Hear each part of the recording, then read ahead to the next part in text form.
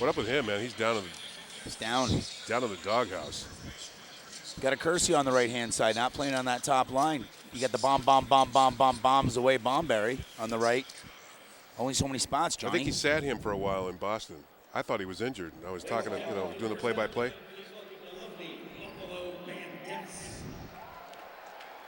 Thank you.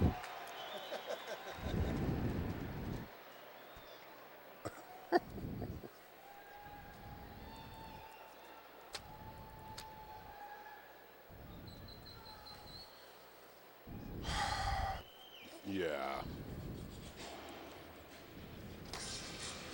Craig Rabinski, ladies and gentlemen, over to Rochester.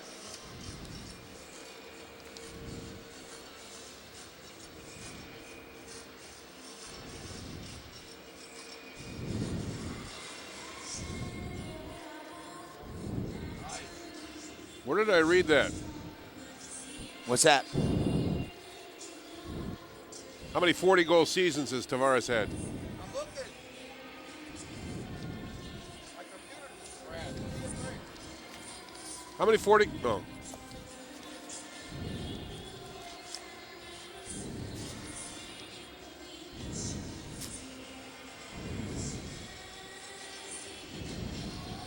Not tonight. I gotta show you this video. Oh, my Lord.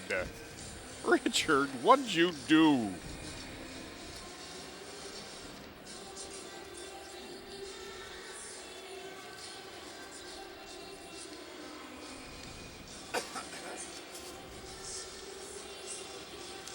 All right, Mike. Rock on, brother.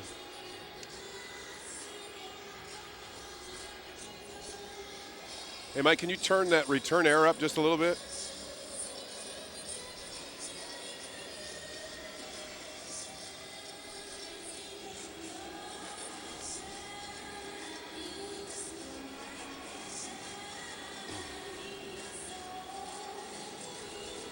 A little sloppy tonight, Randy.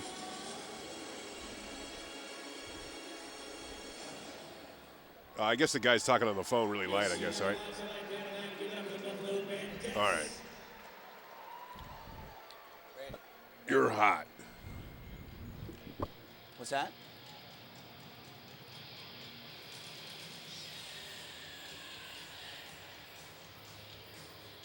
The Florida Panthers.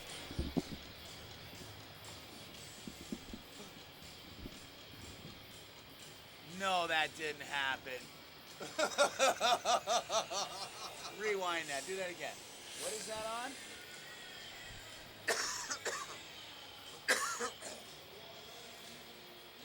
Should I do it? Should I do it? That pooch. Man, That that can't is happen. just great. Now, That really happened at a game? Panthers game, yeah. Check out this one. This is at a cricket match. Oh, you get it widescreen. Yeah. You ever watch a cricket game? Yeah. Days. Yeah. Let's play.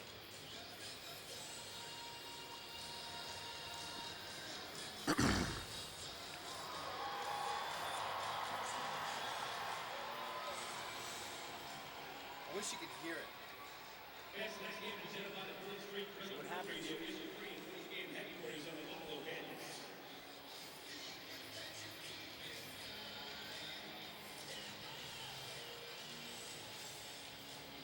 The announcer goes, "Oh, look, well, apparently they know somebody called them and told them they're on." Yes, they. Oh. What? Put something up. Put something up. Stats. That's beauty. I'm a fan of cricket now, Scotty Fleetwood. Number 1, Sean Evans. Number 2, Sean. Number. It's Rochester Knighthawks game.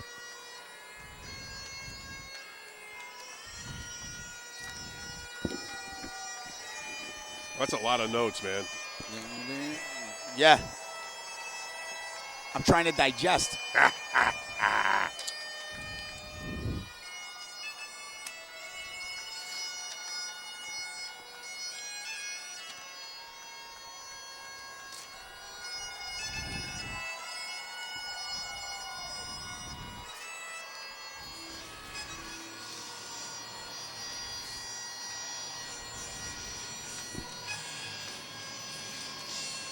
6-3 with O'Toole between the pipes. Yeah.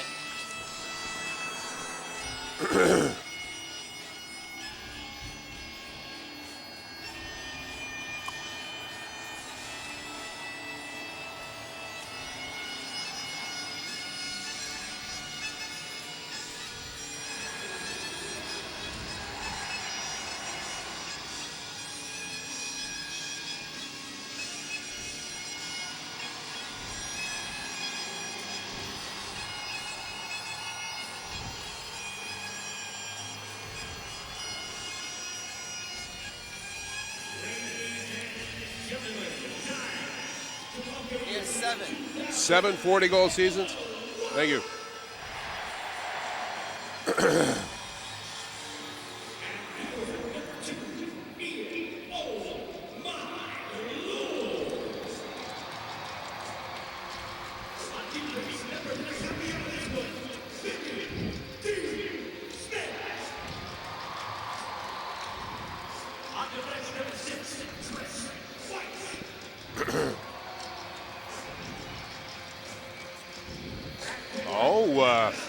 I don't need that.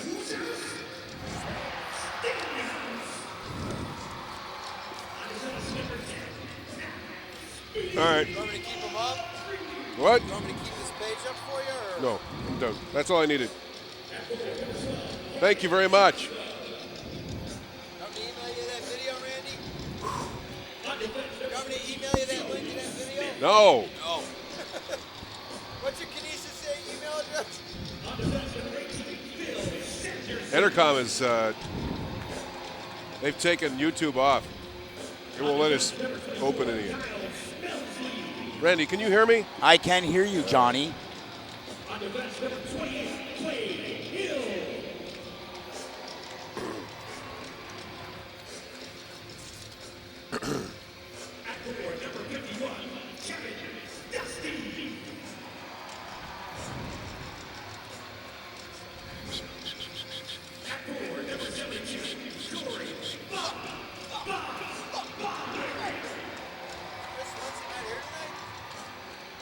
No, he's not.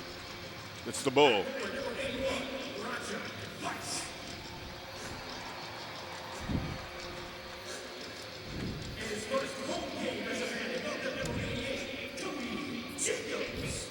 Cody Jacobs. Oh, Cody's in the lineup? Cody's in the lineup. Jesus, I don't even have him on my roster. 1 game, 1 goal, 1 assist. I don't know when did he play? I don't know.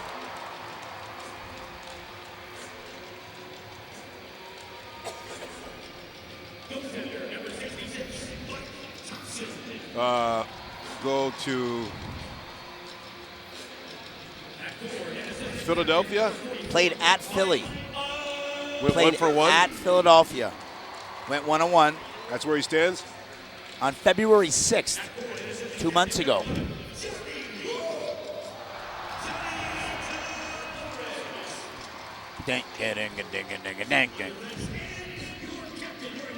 Richie's in the lineup tonight too.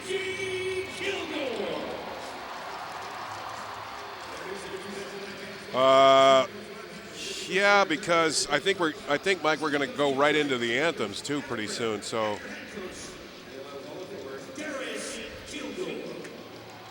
Yeah. What time do you have, Mike? Oh, wow.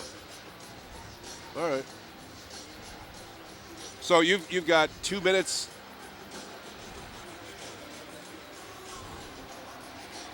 All right.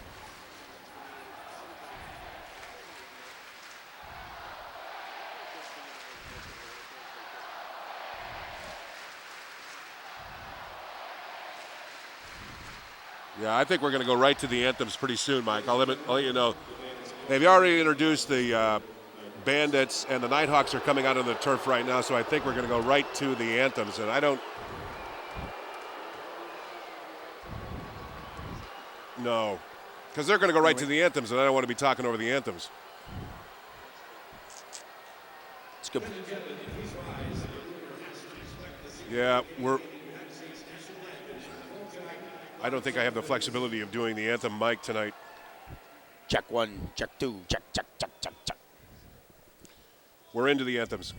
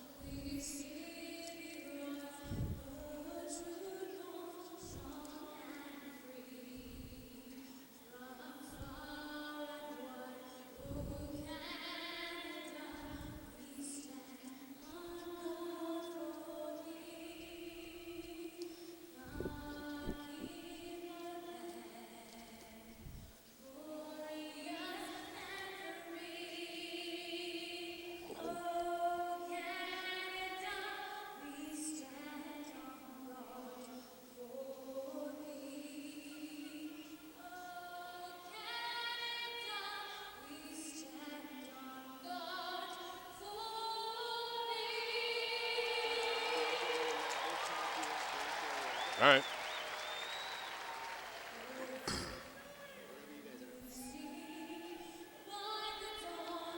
Welcome to HSBC Arena. John Gertler along with Randy Mearns. Let's go right down to the turf to the singing of our national anthem.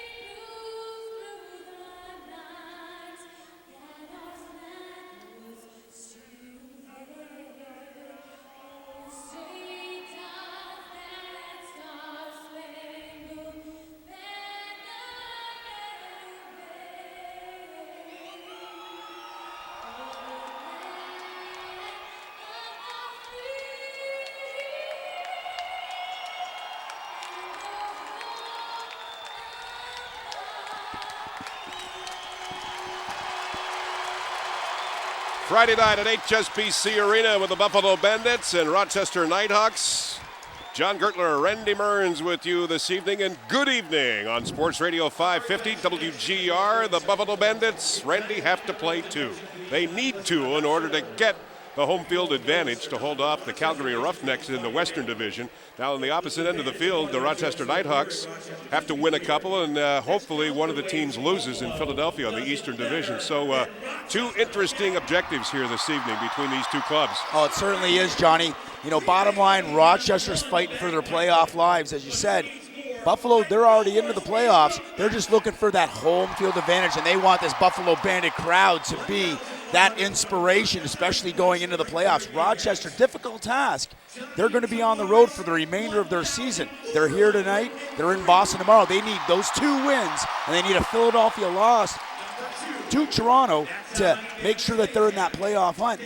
Interesting of note, since Patty O'Toole, the Rochester Nighthawk goaltender, has been in the lineup, they're 6-3. They're a good squad. They went 0-4 without him in the nets early in the season, but they think they found themselves collectively as a team.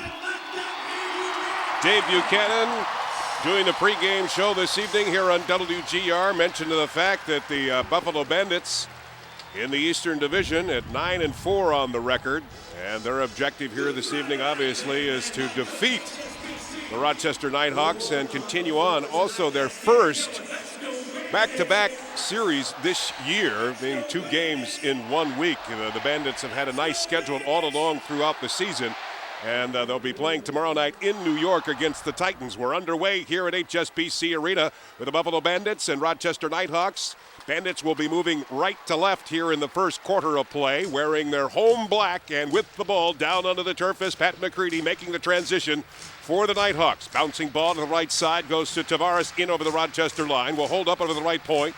Lead pass along the way is intercepted by Toll.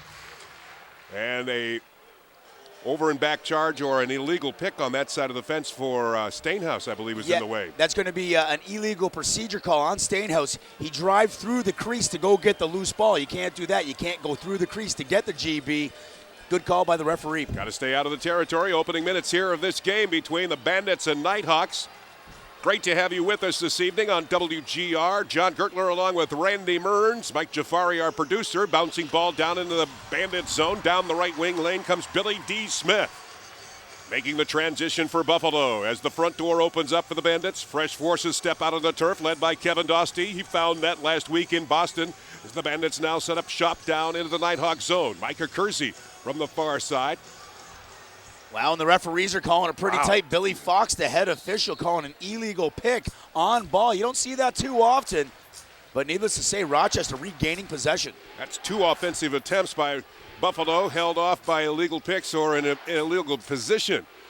Rochester a little sloppy down to the Buffalo zone, and over and back charge now on the Nighthawks. Here in the opening part of this first quarter, no score between the Buffalo Bandits and Rochester Knighthawks. Third meeting of the regular season between these two clubs. They're split 1-1. The last game down in Rochester, where the Nighthawks won in overtime. John Tavares with the ball from the top of the slot, working it now. Tips it over to Roger Vise. Vise from the line. Long down to the near side. Pass intended for Tavares. Intercepted by Reggie Thorpe, and the ball is cleared by Rochester back out to midfield. Chris Schiller will bring it out for the Nighthawks as their front door opens up and the offensive forces step out. Running along down to the near side is Sean Evans in over the Buffalo line. To the near corner. Top of the slot it goes.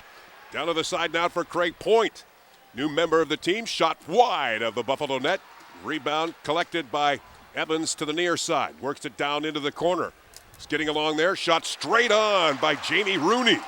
Involved in a trade from New York. As we had mentioned in the pregame show, some 26 players already have worn the Rochester Knighthawks uniform, where they've settled in with this particular roster right here at the moment. Clay Hill jarred right at midfield by Rooney, leaving the ball back down into the Rochester zone. No score between these two clubs. The Bandits and Knighthawks here at HSBC Arena. Sean Evans in over the line, takes the shot wide of the Buffalo net. Rebound collected by Ian Lord. Uses the turf to tip it along to Pat McCready, who speeds right to the Rochester line, and in and over he goes. Top of the slot pass along the way as it's picked up by Croswell of Buffalo. A couple of scratches to tell you about it. A stoppage in play for Buffalo, so we've got some new faces in the lineup tonight. Speaking for Cody Jacobs and also Brian Croswell. He was actually the backup goaltender, I think, a couple of games ago. Here's Rochester coming inside the Buffalo zone. Far side is Sean Williams, their leading scorer, being checked along the boards by Kyle Schmelze, doing a nice job. And Schmelze wins that confrontation. The bouncing ball onto the turf. Just scoots out to the Buffalo line, and Billy D. Smith is there for the Bandits. No score here in the first quarter of play, and Smith will bring the Bandits back out to midfield. Smith down the right wing lane, in over the Rochester line. Works the ball into a lane, trying to get a shot away, deking his way from a Rochester defender. Shot, scores, Smith! Real nice individual effort by Billy D. Smith. They isolate him, put everybody to the far side. He goes one-on-one against the former Buffalo Bandit, Troy Bontier. He rock and rolls, shift goes underneath. Bontier overplays, he gets over top. Lets a low-to-low pass the left pad of Patty O'Toole. He's wondering, he wants that one back. But a nice start for the veteran Billy D. Smith and the Buffalo Bandits. First shot on goal by Buffalo, and they find net. Behind the veteran netminder Patrick O'Toole, coming into this evening's game with a .758 save percentage. 6-4 on the season total. 15th season in the NLL. And again for the Buffalo Bandits, Kenny Montour starting. Leading the NLL in save percentage, .814, and a 7-2 record. 1-0 Buffalo. Billy D. Smith scoring for the Bandits. Here come the Nighthawks immediately down into the Buffalo zone. Top of the slot over to Sean Williams, getting a couple of swats from Ian Lord. Fast pass to the far side. Working it along the way for Rochester is Gary Gate. He's checked along the boards heavily, loses the ball, and a host of Bandits are there just behind the Buffalo net. Sneaks out to the left side, and the 30-second shot clock expires on Rochester. That's one thing they got to do, because Gate is deadly from the outside now. Oh, he certainly is. You know, Rochester has a variety of players that can put the ball in it. Shawnee Evans, Sean Williams, and Gary Gate coming back out of retirement. Always a threat every time he has the ball. Wow. Speaking of the ball, Roger Vise let one fly. High side. You know, and that's a nice improvement by Roger Weiss. Last couple years, he's one of those underlings, those guys that are learning from Tavares. He's really coming to his own this year, and he locks and loads a high to high. Real quick release. Patty O'Toole sliding over. Weiss beats him to the far side. I don't think he was expecting that. A little bit of a screen. And Patty O'Toole, 2 goals, 2 shots. Wow. Not the start he wanted. Great play by Mark Steenhuis. Passing it along to Roger Weiss, who scores his 24th goal of the season, 2-0 Buffalo. 4.5 minutes gone here in this first quarter. Rochester in over the line they go with Sean Evans, leaving the ball to the top of the slot. Nobody there. It has to go back for it. It's Hennock with it now to the far side. In pursuit is Clay Hill. Back over to Williams, down to the traffic area. Shot by Rooney wide. Rebound collected by Evans. Worked into traffic, intercepted by Buffalo's defense, and it's Clay Hill who brings it out to midfield. 2-0 Buffalo, and the front door open for the Bandits. And the offense steps out with Kevin Dostie in over the line to the near side. Crisscrossing, getting a nice block from Hill. Likes to go to the far side, now over to Bonberry. Croswell, deep side, on the way. Over to Micah Kersey with a shot. That's blocked into traffic, and Rochester is there and picks it up. Thorpe gets it back out to midfield. And a loose ball is collected by Rochester straight on. A heavy shot by Steve Toll is stopped by Kenny Montour. Oh, great save by Montour. Toll, one of the fastest players in the NLL. Loves the transition, can pick off passes. He goes short side, but Montour reading it all the way, throwing up the big right arm. John Tavares with the ball, in over the line to Bonberry. Now back over to Tavares with the lane shot, and O'Toole makes the save. Rebound. Picked up by Sandy Chapman. The veteran defenseman checked along the boards as Buffalo's doing a nice piece of forechecking now into the Rochester zone. Troy Bontour, all 6'3", 250 pounds of him, upended out at midfield. And he's backed up by Chapman, managing to get the ball midfield now. And here come the Knighthawks approaching the Buffalo line. Bandits leading it 2-0. Roger Weiss in there, goal scorer along with Billy D. Smith. And the captain and veteran of the Bandits, Richie Kilgour, brings the ball back out to midfield. Right wing pass along the way over to Chris White. And White, Buffalo's defenseman, will wait out at midfield as Buffalo changes up on the fly. Steenhuis with the ball now, in over the Rochester line. Shot saved by O'Toole. Rebound jumps out. It's picked up along the way by Mark Allen. He's double teamed on the play, and a good check, much to the delight of the fans here at HSBC Arena. Crowd of about 17,000. Still filing in here at HSBC. In over the line comes Evans for Rochester. Shot, score, Rochester. Oh, and they've done that before. That's Shawnee Evans. He attracts 2 players. Finds Sean Williams up over top. He locks and loads, go low to low past the right pad of Kenny Montour. They've done that before probably 1,000 times in their career. And what a good look by Evans. Just a nice pass. Oh, and count that. Check that. Joe Walters. A rookie. Maryland product. Big high heat and a real nice shot.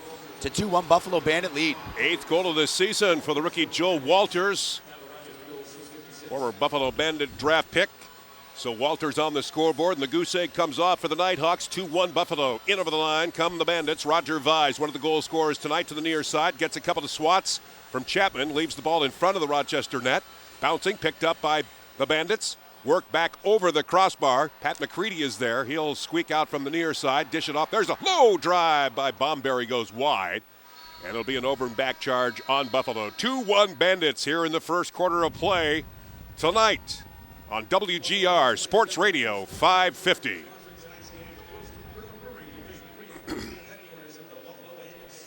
Hey, Mike. We're getting a real deep echo when we're on live. What is that? Just a delay, or it's not a real bad. It's just kind of an echo, like we're calling it from the hallway or something. What could that be? You don't know? That's all right. Okay. It just sounds like we're really sounds like real tinny. It sounds okay to you, though, doesn't it? All right. That's all right. We don't hear return air, right? Do we hear return air? Yeah. Okay. Yep.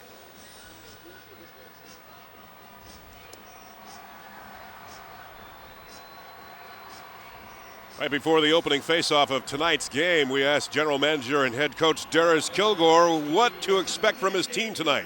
Number 1, Sean Evans. Number 2, Sean Williams. And number 3, Pat O'Toole. I believe those are the 3 guys that make this team go. Pat O'Toole's really changed the outlook of this team since he came back. Shawnee and Sean, they're both tremendous players. They play the same way every game. So I think if we can find a way to get O'Toole and slow the other 2 Seans down, I think we got a real good chance of coming out on top. Second half of the season, the Knighthawks have really turned it around. Yeah, this is a team we expected to see, and I'm sort of glad we got a look at them early in the season, before they got to this point. But it is an absolutely huge game for them, and at the same time, it's a huge game for us. We're in a good spot right now, but if we lose focus and drop 2 this weekend, we could be in a real tight spot again. So we know what's at stake, and as I tell my guys, they need it, but we want it more. Updated roster situation as we go into the game tonight? Sean Greenhall ended up having a 100-degree fever today, so he's not in tonight. Tommy Montour is going to be out. Rich Kilgour back in. And Mark's not feeling 100%. And Johnny actually missed practice on Tuesday because he was sick. Kenny's going to get the start, but right now we're just trying to patch everything together. It's sort of hit with a flu bug right now, but I have a lot of faith in the guys that are stepping in to fill the roles. Good luck. Thanks a lot. General Manager, Head Coach Darris Kilgour before the opening draw of tonight's game here at HSBC Arena. Down to the turf we go, but the Bandits are leading it by a score of 2-1. 6:50 remaining here in this first quarter of play. Roger Vise and Billy D. Smith, the goal scorers tonight for the Buffalo Bandits. John Tavares with the ball in over the Rochester line, and just right at the 30-second shot clock, he sweeps it down into the Rochester corner. A good defensive stand by the Knighthawks. Capable defense. Obviously, Patty O'Toole, stand-up goaltender. Guys like Sandy Chapman, Stevie Toll, Laverty, former Buffalo Bandit, keeping the Bandit offensive prowess way outside in that bay. Joe Walters, the Rochester scorer. The Knighthawks right in front of Kenny Montour making the save. The rebound picked up by Buffalo's defense. Good checking along the way by the Knighthawks, but Joe Smith's down strong and gets it back out to midfield. Clay Hill takes the ball from him. Puts it in the webbing of his stick, fires the ball intended for Corey Bomberry, but it's intercepted by Rochester, and they reverse and come right back down into the Buffalo zone. Along the way, good shot right on. Heavy, hard shot by Bobby McBride, and a big save by Montour. Well, yeah, but then the ball was loose, and Kenny Millen did the sweep into the net. But the lead official calling that he was in the crease. It's a no-goal call. Buffalo still a 2-1 advantage. See why we have the transition now for Buffalo. Let's take a look at the scratches of tonight's game. Delby Palace out. And who else do we have? Brandon Swamp also scratched. Face-off specialist Brandon Francis, Tommy Montour, and Sean Greenhall due to sickness. For the K-Hawks, Matty McLeod, Andrew Speck, Patty Kugelman, kind of a surprise. A good stalwart on the defense for the Knighthawks. Dean Hill and Shondon Hill. Some of the young bucks for the Knighthawks, they're going more with a veteran lineup. Walters in over the line for the Knighthawks. Shot on by Sean Williams. Saved by Kenny Montour. Rebound collected by John Tavares and cleared back out to midfield. 2-1 Buffalo here in the first quarter of play at HSBC Arena. First of 2 games for the Bandits this weekend. Tomorrow night in New York against the Titans. Rochester will go to Boston to play the Blazers. They need 2 big wins and a loss by Philadelphia in order to survive the playoff picture. Bandits already claimed a playoff position. Now they're looking to refine that and trying to get 2 together here to get home field advantage. Playoffs begin the 1st of May. Bouncing ball near side. Schmelzy having control problems, backed up by McCready, but the loose ball is picked up by Rochester. There's a shot straight on. Big save and a block there by Steenhuis as well as Montour, combining together and holding off that Rochester attempt. Interesting with the Knighthawks game plan strategy. As they're forcing upfield, they're trying to create transition, but they're keeping 2 Nighthawk defense on the D side so Buffalo can't get any transition going back the other way. Nice strategy by Paulie Gate and the Rochester Knighthawk coaching staff. 4 minutes and 26 seconds remaining here in the first quarter of play. Buffalo leading Rochester 2-1. We're going to take a timeout tonight on WGR Sports Radio 550. Oh, that's great. Thanks, Mike. Beautiful. It's time for the Horizon Files Mad Minute right now. You know what that means. We're going to be looking for the Bandits to score in this next minute. So Justin here next to me, he's going to be trying to get tickets. Mad to Minute. This home game that's going down next Saturday. He's going to be playing the Boston team, and We want Justin to be a part of it. So make sure that you're cheering really loud. Think the Bandits can score a goal right now. It's all courtesy of the Horizon Files. Get into it, baby. Let's go. Let's get pumped up. We want to get Justin to the next home game, right? Who's that guy? Come on. And we want to get the Bandits another goal here, so let's get really pumped up. I don't know. Thank you.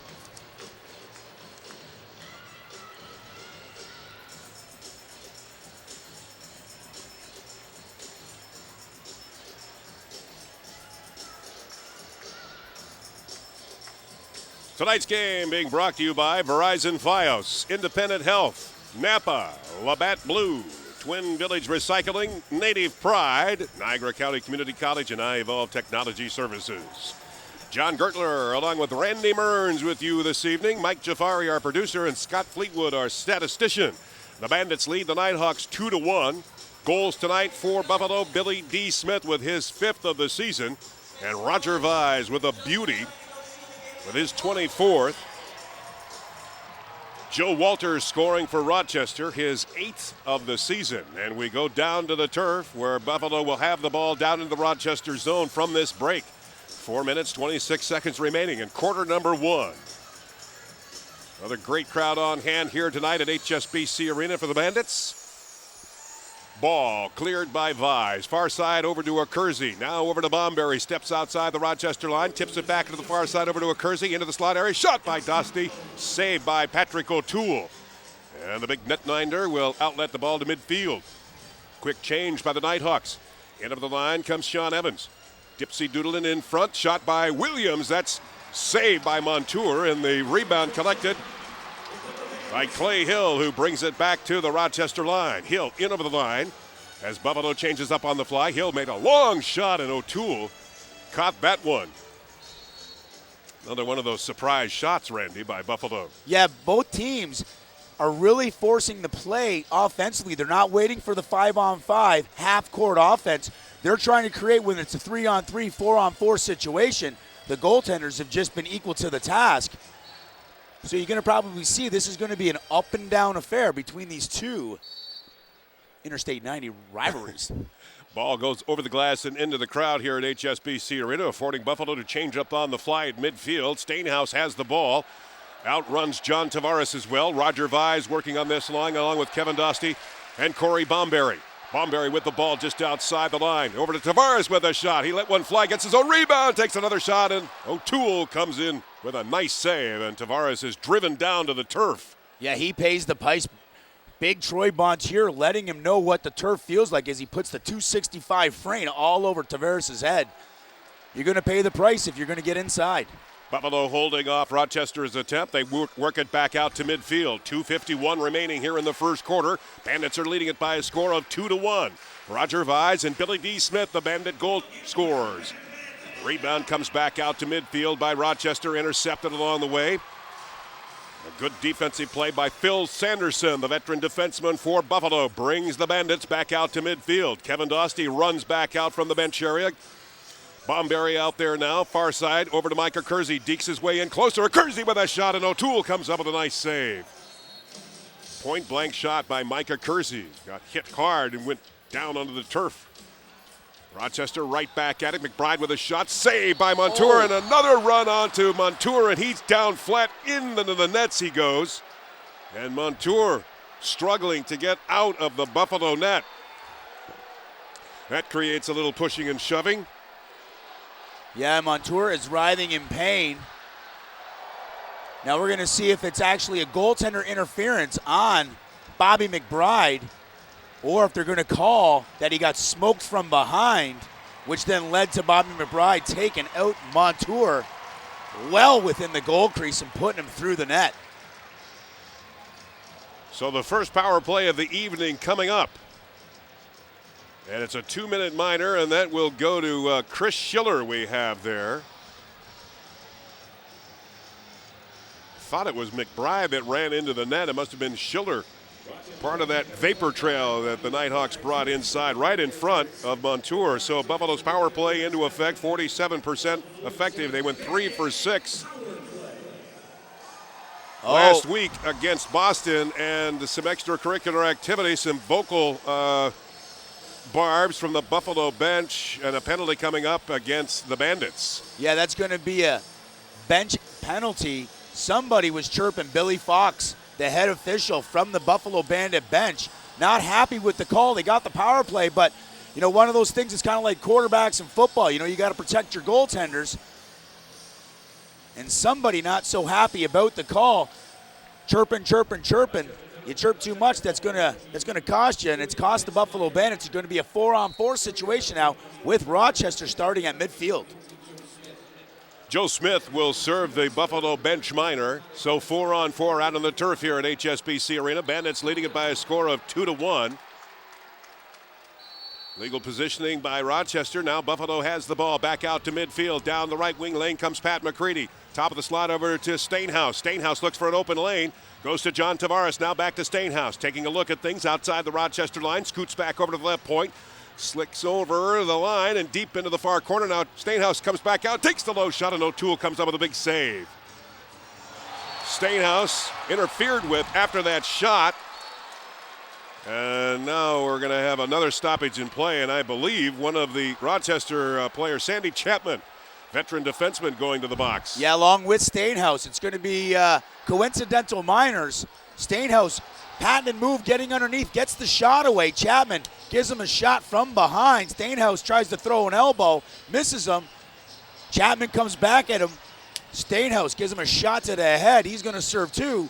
Luckily for the Bandits, they call Chapman in that altercation. I don't think he deserved anything. Needless to say, it's a 4-on-4 situation. Frustrations running a little high. 1:20 left to play here in the first quarter. Rochester with a shot on goal, straight on by Craig Point, but it hit the goalpost. Rebound collected by Billy D. Smith as he runs across the Rochester line. Here's Smith with a shot, and a big save by O'Toole.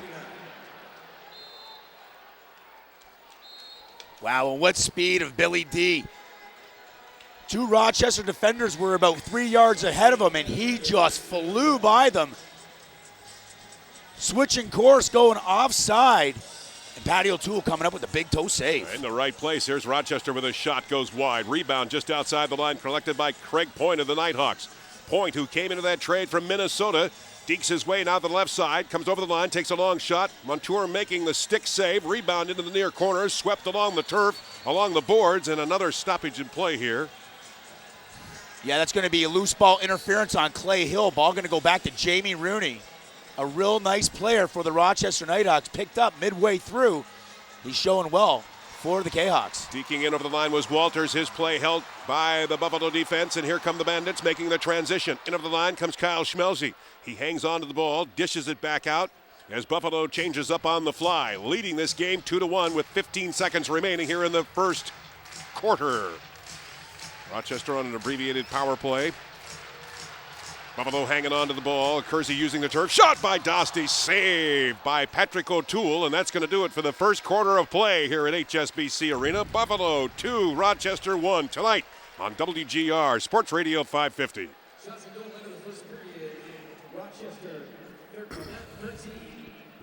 I've never seen the refs call a game like this. They're really being technical this evening. Is that unusual or what? I mean, these guys are new. I mean, I've never seen these refs. Well, we got Foxy, who's, he's been in the loop for 15 years. Scotty Malloy, Roger Nurse, Why are they calling it so tight? I mean, they're interrupting the flow of the game, don't you think? I think so. I would agree with all these you. little... touch here, play touch the there. game. You're over. Yeah. I don't know. Am I wrong or right? I think you're right. You're good. You're good. No, I have no idea. I'm just watching these guys. They're interrupting the flow of the game for these unnecessary stoppages of play. I mean, they're being far too technical. They certainly are. Manganese. Most people don't even know what that is.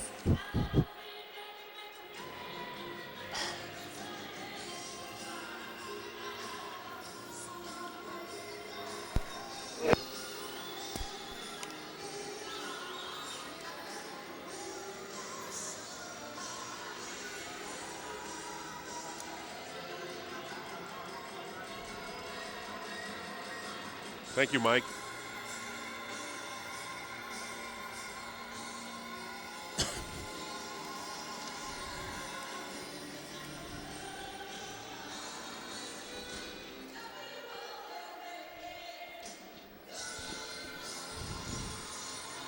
So far, so good for the Buffalo Bandits, leading it 2-1 at the end of the first quarter. Billy D. Smith scoring right at the beginning, his 5th goal of the season, followed up by Roger Vise, his 24th. Buffalo then took a 2-0 lead. Joe Walters breaks the goose egg off the scoreboard for Rochester with his 8th of the year. We stand 2-1 at the end of one here at HSBC Arena. What else do we have for stat-wise? Well, pretty even first quarter. It seemed like both teams were feeling each other out. At times it was a half-court game. At times it was more of a transition game. Rochester leading, having an edge on the shots, 13-12. Buffalo edge on the saves, 11-10, hence the 2-1 score. Both are 0 for 1 on the PP. Buffalo 20-19 on the loose ball battle. But I'll say this, both teams have turned over the ball. Unforced errors, probably 10 to 15 times each. I think that they're going to start to shore it up a little bit more, protect the possession of that ball. Second quarter underway. Buffalo now will move left to right here at HSBC Arena. And again, some more technical calls. And what do we have? Too many men on the field for Rochester. A bench minor coming up. Boy, they have the eagle eyes tonight, speaking for the officiating crew. Well, I don't know. Maybe as the season's gone along, I mean, you have all 12 teams. 4 have clinched. Of the other 4 playoff spots, all other 8 teams are still in contention for that playoff run. And since these games are meaning a lot, I don't know. They just seem to have really upgraded on all the technicalities. Rochester getting caught for too many men. One guy's a little bit close to the bench, a little bit too far off the bench. Roger Nurse, the tech ref, making the call. Buffalo going to go back up on the power play. Now, if they keep their cool, they'll have a power play in earnest, which they're working now. John Tavares at the top of the slot. Near side is Bomberry. Works the left point. Slot area now is Tavares. There's a give-and-go shot to a Kersey. Saved by Patrick O'Toole, who protects that opening for Rochester. Ball cleared by the Knighthawks. Back out to midfield. Taking time off the bench minor. Reggie Thorpe, the veteran and general manager of the Knighthawks, wheeling the ball in midfield, intercepted by Clay Hill, and worked back out to midfield by Buffalo. Bandits working on their first real power play of the evening as Tavares uses the turf far side of it. Roger Vise goes deep into the corner, sets up shop. Now Tavares from the slot area, near side of it to Bomberry with the shot, and O'Toole makes the hit. Rebound, Dusty goes wide. Rebound now collected by Vise. He uses the board to get it to Kersey, now to Tavares with a shot. Another save by O'Toole. And the rebound along the near boards. Good checking all the way by Tavares. And now O'Toole has to come in to help and clear the ball back out to midfield. Second quarter action. Buffalo leading it 2-1. Bouncing ball. Kersey into the traffic area to Tavares. That play is broken up by Rochester's defense, and the loose ball cleared by Toll back out to midfield. Chris Schiller brings the Knighthawks in over to the Buffalo line to the near side. Jamie Rooney is there now. Far side in Buffalo's zone. Well, station now right at the point. Top of the slot is Williams. Lead pass along the way. Over the shoulder shot. Score. Oh, tic-tac. Great point. Yeah, tic-tac-toe by the Knighthawks. Short-handed. Far side over to Sean Williams, who catches a streaking Craig Point through the middle, and he throws the over-the-shoulder to the far side of Montour. I don't think he was expecting that. And the trade with Minnesota paying dividends for the Rochester Nighthawk and the young upstart Craig Point. 13th goal of the season for Point, and the score is tied at 2. Craig Point last week in Rochester's losing effort in Calgary collected a goal and an assist. Kind of a reverse tables for Buffalo and Rochester last week. Buffalo down 5-1 to Boston at one time.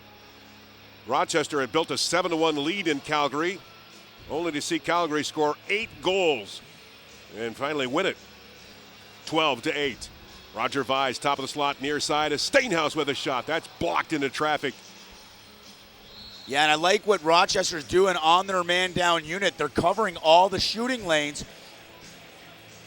Patty O'Toole is such a good goaltender. He's a big body. He plays on the line. You got to pick your spots. And Rochester forcing some inadvertent shots or shots from 25 to 30 feet out. And if you don't have the accuracy, you're not scoring on Patty O'Toole. 2-2 the score. Rochester with the ball, working it back out to midfield. Good check by Billy D. Smith. Loose ball now picked up by Henhock. There's a low shot and a good save by Montour. Little high side, far side, low side shot there by Jamie Rooney, but Montour read that one, and here comes Buffalo. Pat McCready takes a couple of swats along the way by Montour. McCready gets a low shot along over to Tavares. Tavares near side over to Mike Acursi. Acursi now working the ball over to Bomberry. Bomberry, far side over to Roger Vise, looking for an opening. Vise swatted along the way by Chris Schiller. Now Vise deep into the corner. Gets a swat from Thorpe. Vise now top of the slot, intended for Bomberry. As the 30-second shot clock goes to 0, and Rochester has the ball. Troy Bontier works it, gets a couple of swats by Schmelze. Now works it to the near side. Gate, far side, pass along the way as Rochester sets up down into the Buffalo zone. Score is tied at 2. Sweeping along the way is Gate. His shot blocked into traffic, and I think Montour got a piece of that one. Richie Kilgour outletting the ball to midfield. Collected over by Clay Hill as he comes down the left wing lane and approaches the Rochester line. Will wait for the front door to open up for Buffalo and outruns Mark Steenhuis.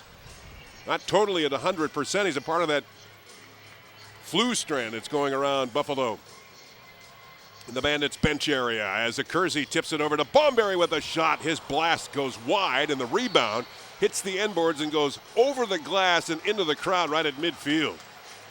Talk about the heat of that shot. Wow, yeah, that's a laser, but Billy Fox, as it goes over, says that it went off the top. Oh, Patty O'Toole's shoulder pad, ball back to Buffalo. Steenhuis working the ball to the near side. Buffalo trying to snap this tie at 2. Lead pass along the way intended for Acursi, couldn't make it. O'Toole intercepts and the ball is outletted far down into the Buffalo zone as Rochester right there to change it up. Millen scores. Oh, in transition, and that's the effectiveness of Patty O'Toole, one of the best goaltenders in the NLL that can outlet the ball. He goes from crease 140 yards on a dime to a breaking Rochester Nighthawk player over to Millen, who's streaking on the backside. Nobody's there, and he buries it down low on Kenny Montour. It's a 3-2 Rochester Nighthawk lead. 4th goal of the season for the veteran Ken Millen.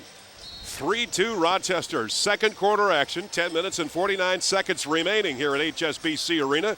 Great to have you with us here on WGR. John Gertler along with Randy Mearns, Mike Jafari, our producer, and Scott Fleetwood, our statistician. In over the line goes Vise. He'll hold up as the front door change is complete now for Buffalo. Acursi gets the ball to the near side. Lead pass along the way, tried to make a connection over to Kevin Dostie, backed up as Vise. Vise now over to Bomberry, into the corner, but the ball hit one of the Rochester sticks and it scoots out to midfield. Acursi is there, runs right back to the Rochester line. Long shot wide of the veteran netminder Patrick O'Toole, and that stops things as the ball goes over the glass and into the crowd. 2-2 the score. Billy D. Smith and Roger Vise, the goal scorers. Or 3-2 the score, excuse me. 3-2 the score, Rochester. Bouncing ball now works down into Buffalo zone. Williams far side over to Sean Evans. Evans getting a lane, takes the shot wide of the Buffalo net. Rebound is collected by Williams. Williams back behind the net over to Evans. Evans scoots out. Now Henhock, far side, shot straight on by Point. Good save by Montour. Rebound collected by Henhock. Into the corner over to Sean Evans, centering the ball out in front. Bounces down to the near corner. Evans and Henhock are there. A confrontation behind the Buffalo net. McCready wins that one, scoops it along into the webbing of his stick and brings the Bandits back out to midfield. 3-2 Rochester here in this second quarter of play. McCready back along the way over to Richie Kilgour. Low shot, score! John Tavares. Oh, and what an end-to-end rush by speedy Patty McCready. Gets the GB down low, outruns the Rochester front door, backdoor shift. Buffalo gets a quick 3-on-2, bangs it to the far side, over to Tavares on the near side. One hedge fake, two hedge fake, reaches around, and it's a tie ball game. Johnny Tavares, the NLL Player of the Week, offensively, brings Buffalo back to even. 43rd goal of the season for Tavares. That's 21 goals in his last 6 games for Tavares. 3-3 the score, second quarter action.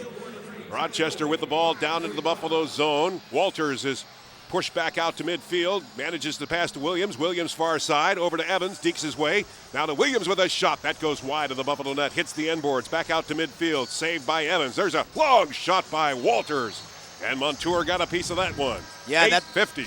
That's going to be another second opportunity for Rochester. Off the tender into the crowd, Joe Walters will regain possession of the ball.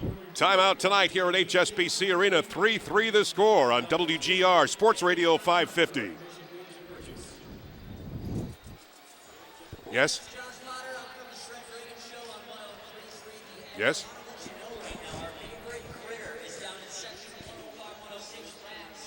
Oh, sure. Yes.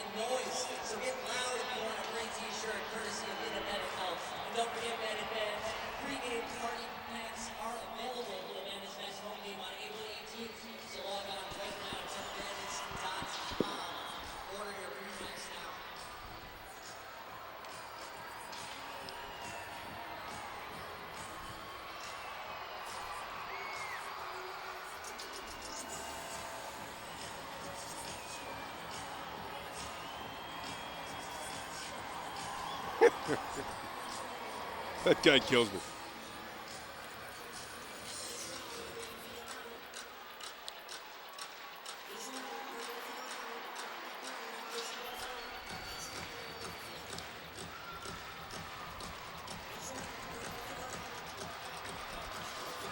John Tavares scoring his 43rd goal of the year to tie the game at 3. Second quarter action tonight from HSBC Arena.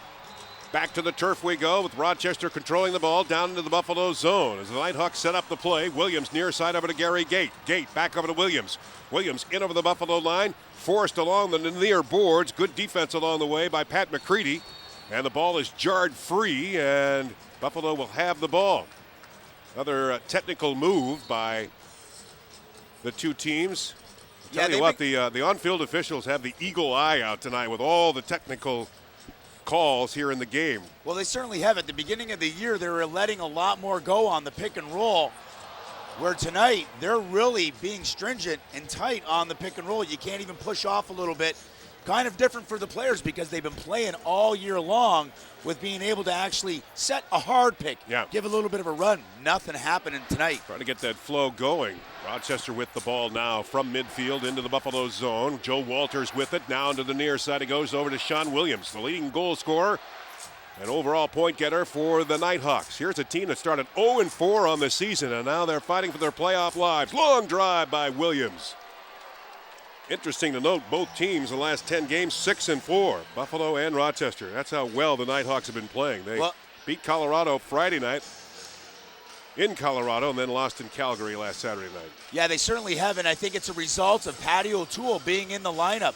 Those first 4 games, you know, they had a couple of different goalies going in and out, and they were just getting shell-shocked. But O'Toole comes in, all of a sudden, team-wise, you have a sense of confidence. You have your stalwart, your NLL All-Star in the nets. And the next thing you know, it changed their season around.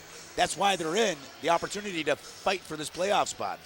Nighthawks going through some 26 players before they selected this roster. Paul Gate, the head coach of the Nighthawks, very busy. And I think he's got a good piece of talent right now. And as Randy had mentioned, it's all circulating around O'Toole. It's also John Grant and Scott Evans not in the lineup this year. That's 70% of their scoring from last year. Sean Williams has the ball now down to the Buffalo zone, top of the slot. Gate dekes his way in, over the shoulder, shot hard, and Montour is there to receive it. Rebound comes out in front of him. Now the ball goes wide, and Craig Point along with Billy D. Smith want to go at it, and they're pushing and shoving. On-field officials are there to separate the two. Craig Point and Billy D. Smith explode into a verbal battle, and then they started pushing and shoving, got the sticks up a little bit, and then the on-field officials came in to separate the two, and they'll go to the box. Yeah, that would have been a real nice tussle. Both known for throwing them. Good defensive move by Billy D. Smith as we take a look at the replay from the Jumbotron, and then the two get tied up together, and then they exchange a little bit of a punch 1-2 together, and then on-field officials are there to separate them. So they'll go to the box and sit for two. Shots 22-19 favoring the Nighthawks. Score is tied at 3. John Tavares, Roger Vise, and Billy D. Smith, the goal scorers tonight for the Buffalo Bandits.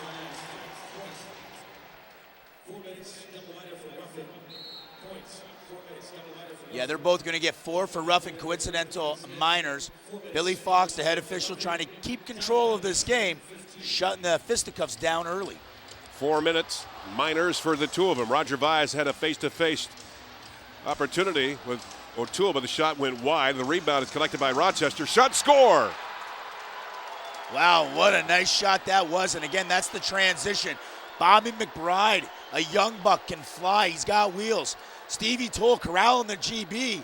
Buffalo not even looking to get back. Bobby McBride 15 yards in front. Buries to the short side, off the post and in. Rochester regaining that 1-goal lead. 6th goal of the season for Bobby McBride.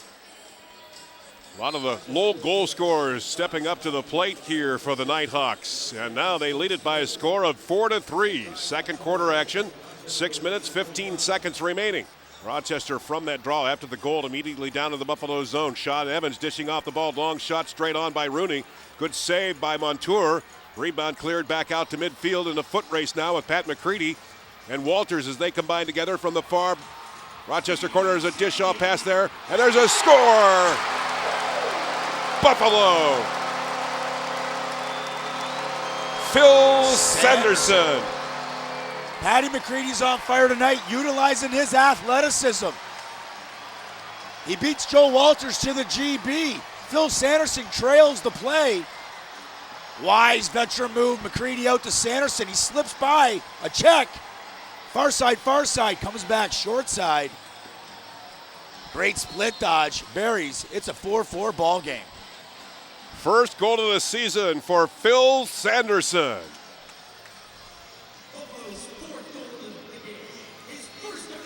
High side, far side, short side, near side, Sanderson. Canines are out on Park Street. 4-4 the score here in the second quarter. Rochester with the ball. Down to the near corner it goes. Harry Gate over the shoulder blind pass. Goes into the far corner. Steenhuis is there to do his defensive responsibility. Holding Evans at the bay. He got a shot away, and Montour is there making a beautiful save. And the rebound cleared out by Clay Hill. Steenhuis with the ball down the left wing lane. 4-4. In over the line goes John Tavares. Powers his way from the slot area. Back over to Steenhuis with a long shot, and O'Toole makes the save right at the goal line. Rebound. Scoots along the end boards right behind the Rochester net. Now it's swept into the near corner. Good confrontation for Buffalo. Holding that ball along the boards. Millen in there for Rochester. Tavares in there for Buffalo. Pushing and shoving now. Croswell there for the Bandits. Trying to sweep the ball along, and everybody's trying to get a piece of the action there. Now Tavares goes down onto the turf. Bouncing ball is Croswell, and now they'll finally give the ball back over to Rochester, but a stoppage in play stops the clock with 4 minutes and 55 seconds left. 4-4 the score tonight on WGR Sports Radio 550.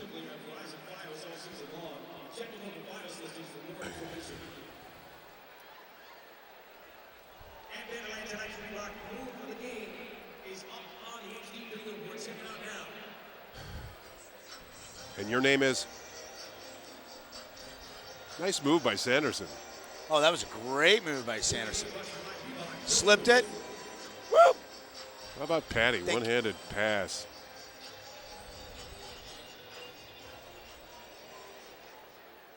All right, I am standing here now with Casey from Eden, and she is going to be competing right now to win an autographed jersey signed by Sean Greenhall.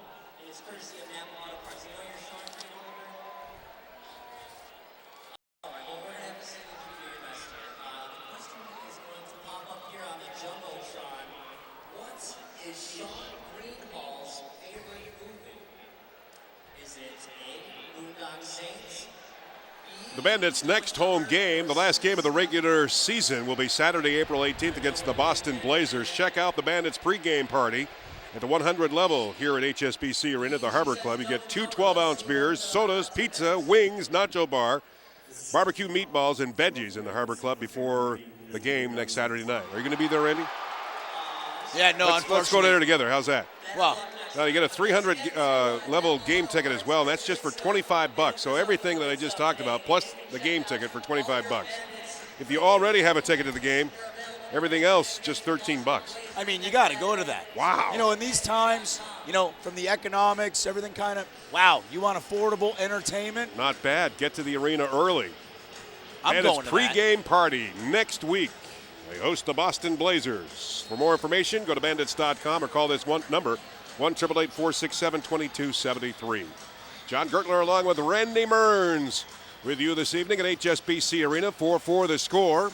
Mike Jafari, our producer, and Scott Fleetwood, our statistician. Rochester struggling with the ball down to the Buffalo zone. Good defense by Buffalo.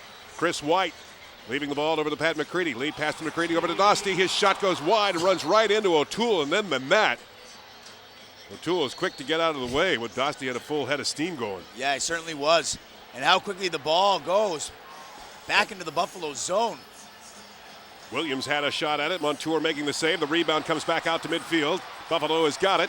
Joe Smith is there and works it down the left wing lane. Smith hanging on to the ball, waiting for the front door to change as everybody goes over to the Buffalo bench to get into that boundary area where you can make the change up on the fly. They're doing it nicely as Vise comes out, runs along with Steenhuis. Steenhuis has the ball left side in over the Rochester line.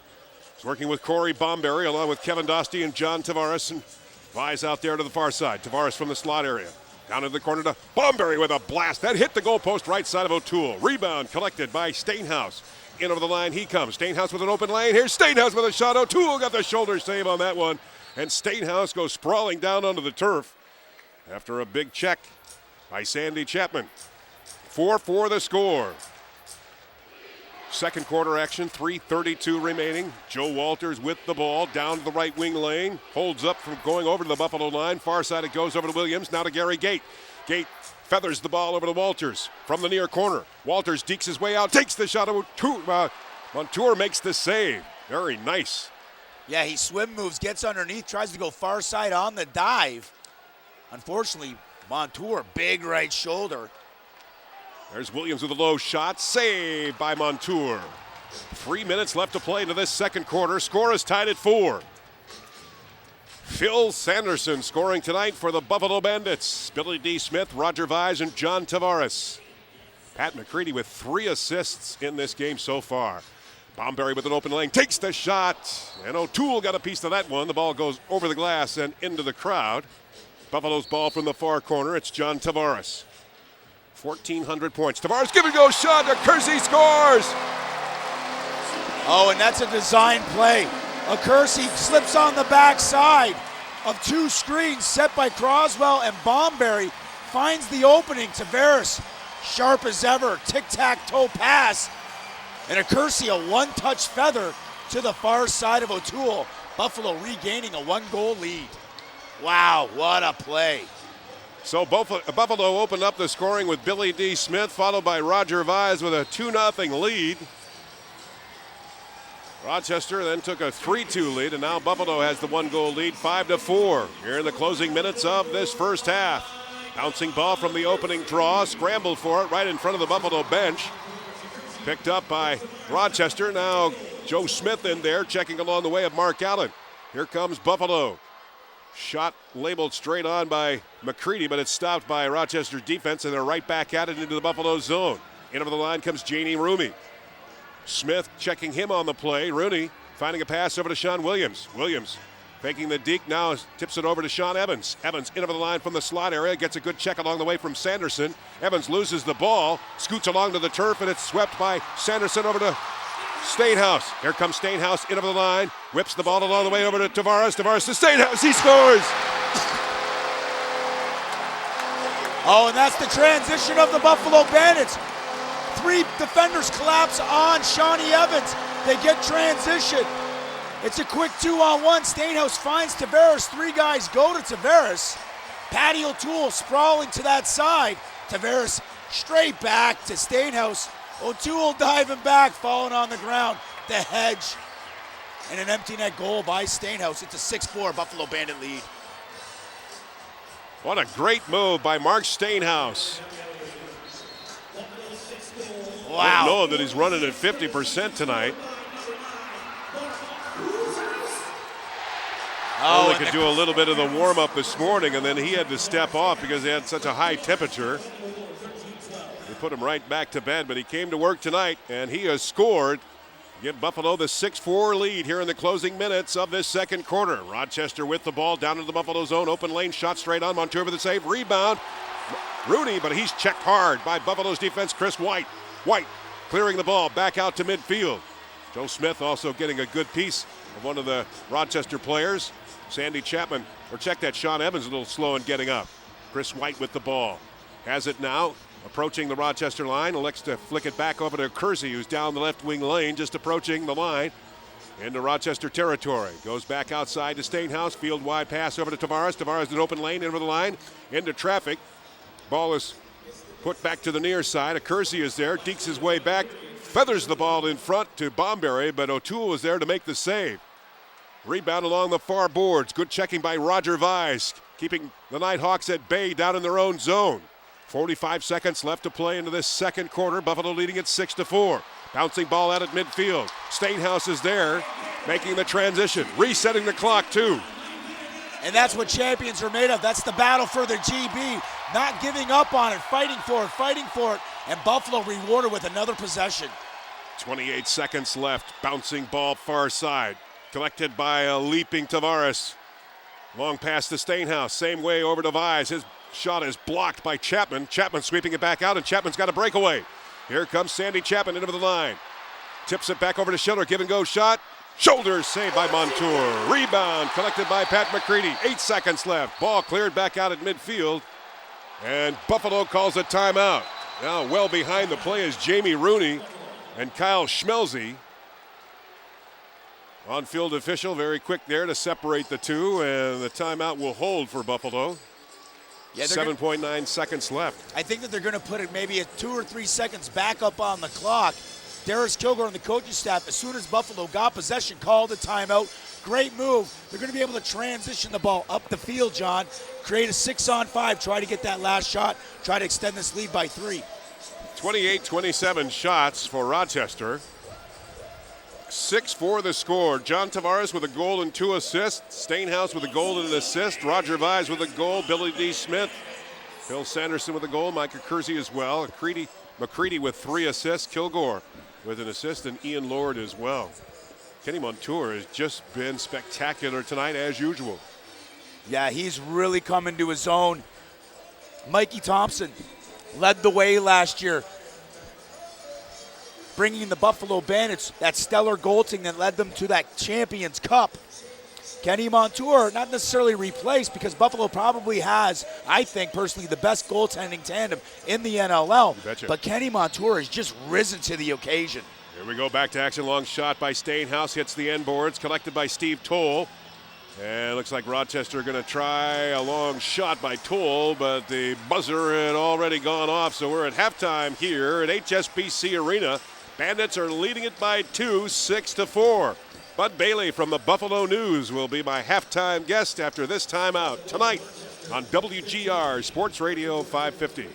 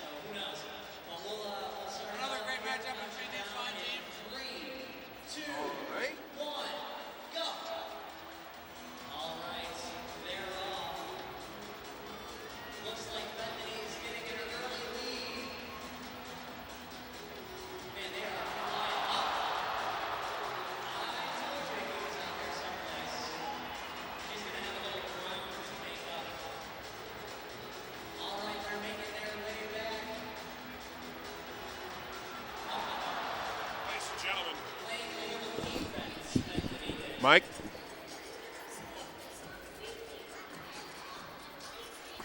Mike? Okay. We're going to do anything for halftime? Any goals, or what do you want to do?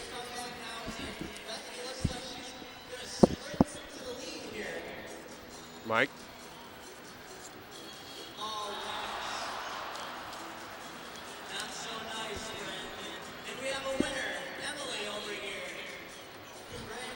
What? Someone get her out of this ball. All right, well, back to you, Mike. It's horrible.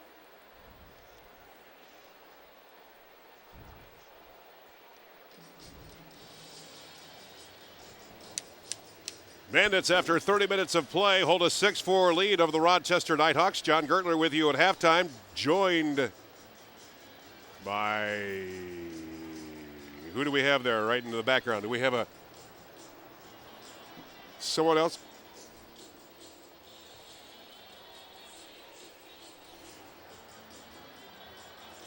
Just brings one. So that's it, one ice cream. That's nice. Hey, Real Mike. Nice. You only bring one ice cream with you. Yeah, I'm here. We were just talking and then the spot started. Can you hear me? Mike? Mike Jafari? Yeah, can you hear me? Mike? Mike? Mike Jafari?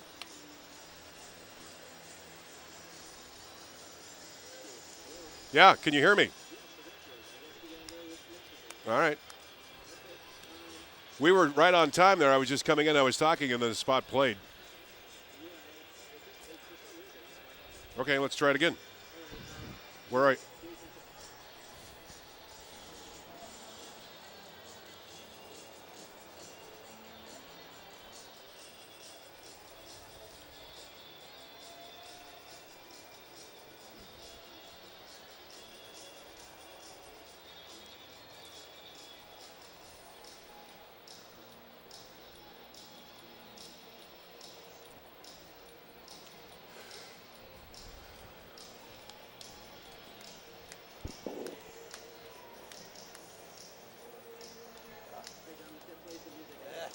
Okay.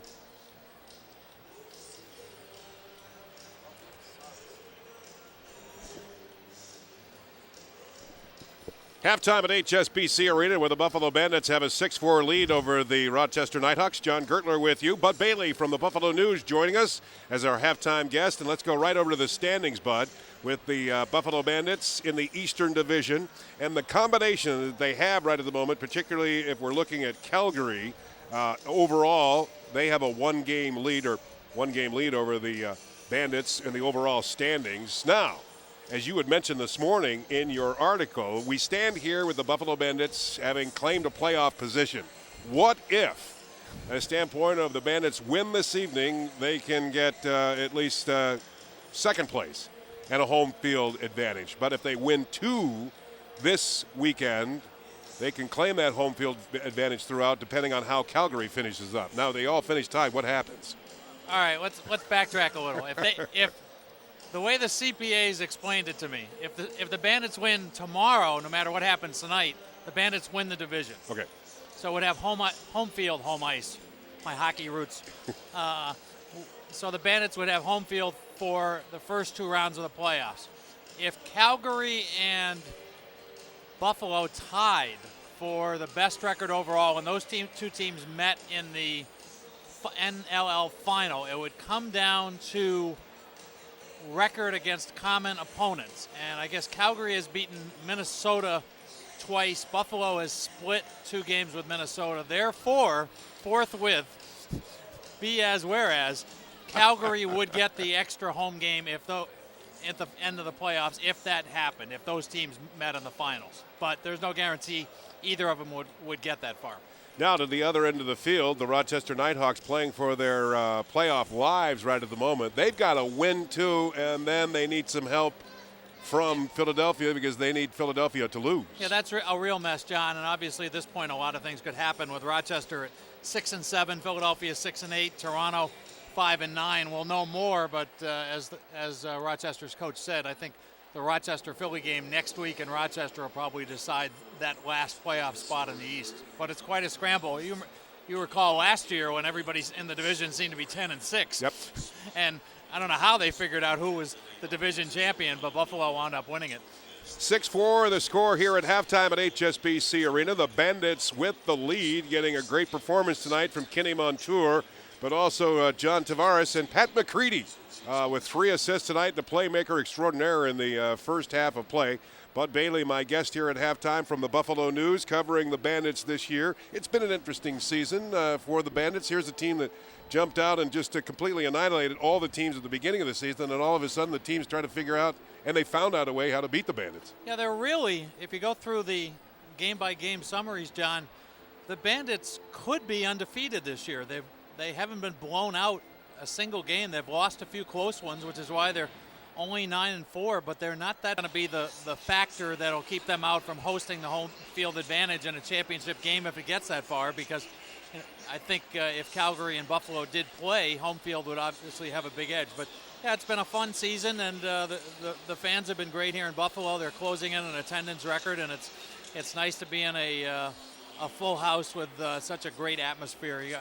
Having only been to Rochester and Toronto on the road, you'd know this better than I would, but there's really no place like Buffalo in terms of lacrosse. Absolutely. From a fan standpoint, there's no better, particularly following the game, the knowledge that they have, but just the excitement that they provide in the stands as well. It's a full night of entertainment no matter what. 6-4 the score here at halftime at HSBC Arena. Bandits with the lead. Bud Bailey, our guest here from the Buffalo News. What have you enjoyed so far about covering the Bandits this year? I think it's obviously nice just to get out and cover games, and you know, the practices and the other stuff, as the joke goes, that's where you earn your money. The games you do for free. And as I said, it's just fun to try and keep up with a sport like this where there's so much action and so many goals going on, and it is a challenge. And this year we've added live blogs, which I sit there and write comments into a computer, and they appear on the internet for the rest of the world to see. I'm not used to that. It's kind of a new phenomenon. It's kind of like making silly little comments to your quiet friend next door, except the quiet friend is, you know, around the world reading on the internet. So we're all kind of finding our way through this new world of technology that newspapers are entering now, and trying to figure out how best to serve the readers. And I hope fans enjoy that part of it. But it's been a very good experience. The guys have been great. Darris Kilgour has been fun to deal with, and it's been a pleasurable experience overall. Now back to that blogging. Is that interactive? So do people talk back to you on some of your comments? Rarely. I think everybody goes home and reads it later, but you know I can access it with a little difficulty. Occasionally I get a message like, "What the heck is the score?" And is this a larger version of what they call Twitter? No, this is separate. It's on the Buffalo News website, buffalonews.com, and if you go to the Sports Inc. blog, you can see the my comments as well as several other sports being listed there. Bob DeCesare is at Augusta right now covering the Masters, and he's updated things on how the Masters is going on that exact blog space. And I write a piece once a day on this day in Buffalo sports history. I believe we're coming up on the Braves' famous game in 1974 was played, Game 4, where the Braves beat the Celtics here at the Odd before 18,000 fans, and I was one of those fans. Wow. Just a great game back and forth. That was in 1974, and we just celebrated the 25th anniversary of that game, so it's kind of funny to think of that game. And then coming out of practice today, John, I couldn't go down Pearl Street because the part of the Odd roof had just been blown up, and there was dust everywhere, and it's like, well, I guess nobody's scoring any buzzer-beating layups down there in the near future. 6-4 Buffalo here at halftime. Bud Bailey, our guest. Bud, talk about some of the memories. How do you figure out this day in sports history? Do you have authorship of that? Do you dig around to figure out what's coming up next? I've gone through all of our media guides in Buffalo sports. I've got every Sabres guide, every Braves guide. I've got Bandits material. And what's really been nice, John, is that electronically, the Buffalo News keeps every sports story from 1989 on. So when something has come up during the last 20 years, I can go back and take the first 5 or 6 paragraphs and post that on the web, and it really brings back memories. If you want to know what the writers were thinking the day Brett Hull didn't score the goal in Game 6 at 1:40 in the morning, well, I'll have that story in mid-June of this year reprinted. And whether it's Scott Norwood's missed field goal or any other of the highlights, we can bring a lot of the actual stories back, and you can read them, as opposed to me just kind of going back and encapsulating. But I've also gone back. Heck, I had a note on the day that the Odd hosted its first 6-day bicycle race back in 1940, which was hugely popular back in the 30s and 40s. 6-day bicycle race? They took turns and had competitions, and people actually paid to see it. So boxing matches, Buffalo, Bisons, you name it. I think we're coming up on a Bandits championship anniversary. The first one, it may be tomorrow or Sunday. So take a look at the blog for that. So, we've had 4 of them, and I think that's number 1 coming up. Bandits are leading at 6-4. We're at halftime at HSBC Arena. Bud Bailey is our guest from the Buffalo News. We're talking memories. He is the editor not only for this day in sports history for the Buffalo News, does an exceptional amount of work, and the beat cover for the Buffalo Bandits. And we're talking about what happened at the venue across the street, which day by day starts to leave and starts to move away from its presence. Like you said, the roof went down today. There was a comment today that one of the engineers said, we could blow up the entire building all at once, but it would fall directly into the Hamburg Street sewer, and we just don't want to do that right now. So they're taking it down in sections, and I think somebody said this was about the last day where you could theoretically, and emphasize theoretically, rebuild the Odd as it presently was constituted, even with part of it gone. You could start over and build it up from the shell. But after today, with that big chunk that went down and made all the newscasts at 5 and 6 o'clock today, there's no turning back now. That building's coming down. Absolutely. What about some of your other fondest memories of the Odd? Well, I go back. I moved here in 1970 when the Braves and Sabres were here, just starting, and it was fun to be on the ground floor of that. I don't have any memories of the hockey Bisons or any of that, but to see the Braves and Sabres came about. My father's company had season tickets to the Sabres, and I remember Bobby Orr skating through the Sabres defense completely and scoring a backhanded goal and a rebound from about 40 feet away as Roger Crozier was down and out. And heck, John, we both worked there, and I had a key to the building at one point in my life, which was kind of fun. But there's just so many events that went on through there. It's I'm like everybody else that just kind of stops and as they go by the Odd now and looks inside, you can still see the remnants of the building inside the hole in one end and think back to everything that's gone in there. Bud Bailey, our halftime guest here at HSBC Arena. The Buffalo Bandits with a 6-4 lead over the Rochester Knighthawks. April Fool's Day came and passed, but a reflection of Paul Whelan, a guy who we worked with the Buffalo Sabres, infamous for his April Fool's Day pranks, which made national news on a regular basis. That's right, and this year, Stu Hackle, the New York Times, wrote a tribute to Paul on the hockey blog, and Mike Harrington on our Sabres Edge blog linked to that, and then linked to my own memories on my personal blog on what April Fool's was like. We don't really have time to get into all the stories, but they were pretty silly, and it was the one day a year which you kind of look forward to, saying, okay, it's April Fool's. I don't mind coming to work for the Sabres on this day.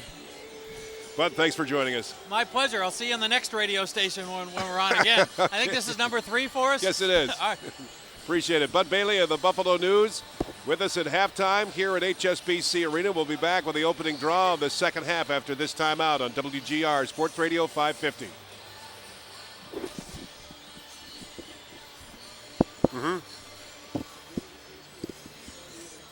No, just 1 minute. Thanks. It's all right. I don't know. Sign back in? No, I didn't. We're actually next door. I mean, we've got the umbilical cord right over from the ISDN line, so I don't know. That's the first time it's ever happened here at HSBC Arena. Strange, Johnny. It's strange. just strange, Randy. What? I don't know what to tell you, Johnny. I told you 7, but I didn't include the season. All right. 10 seconds, Johnny.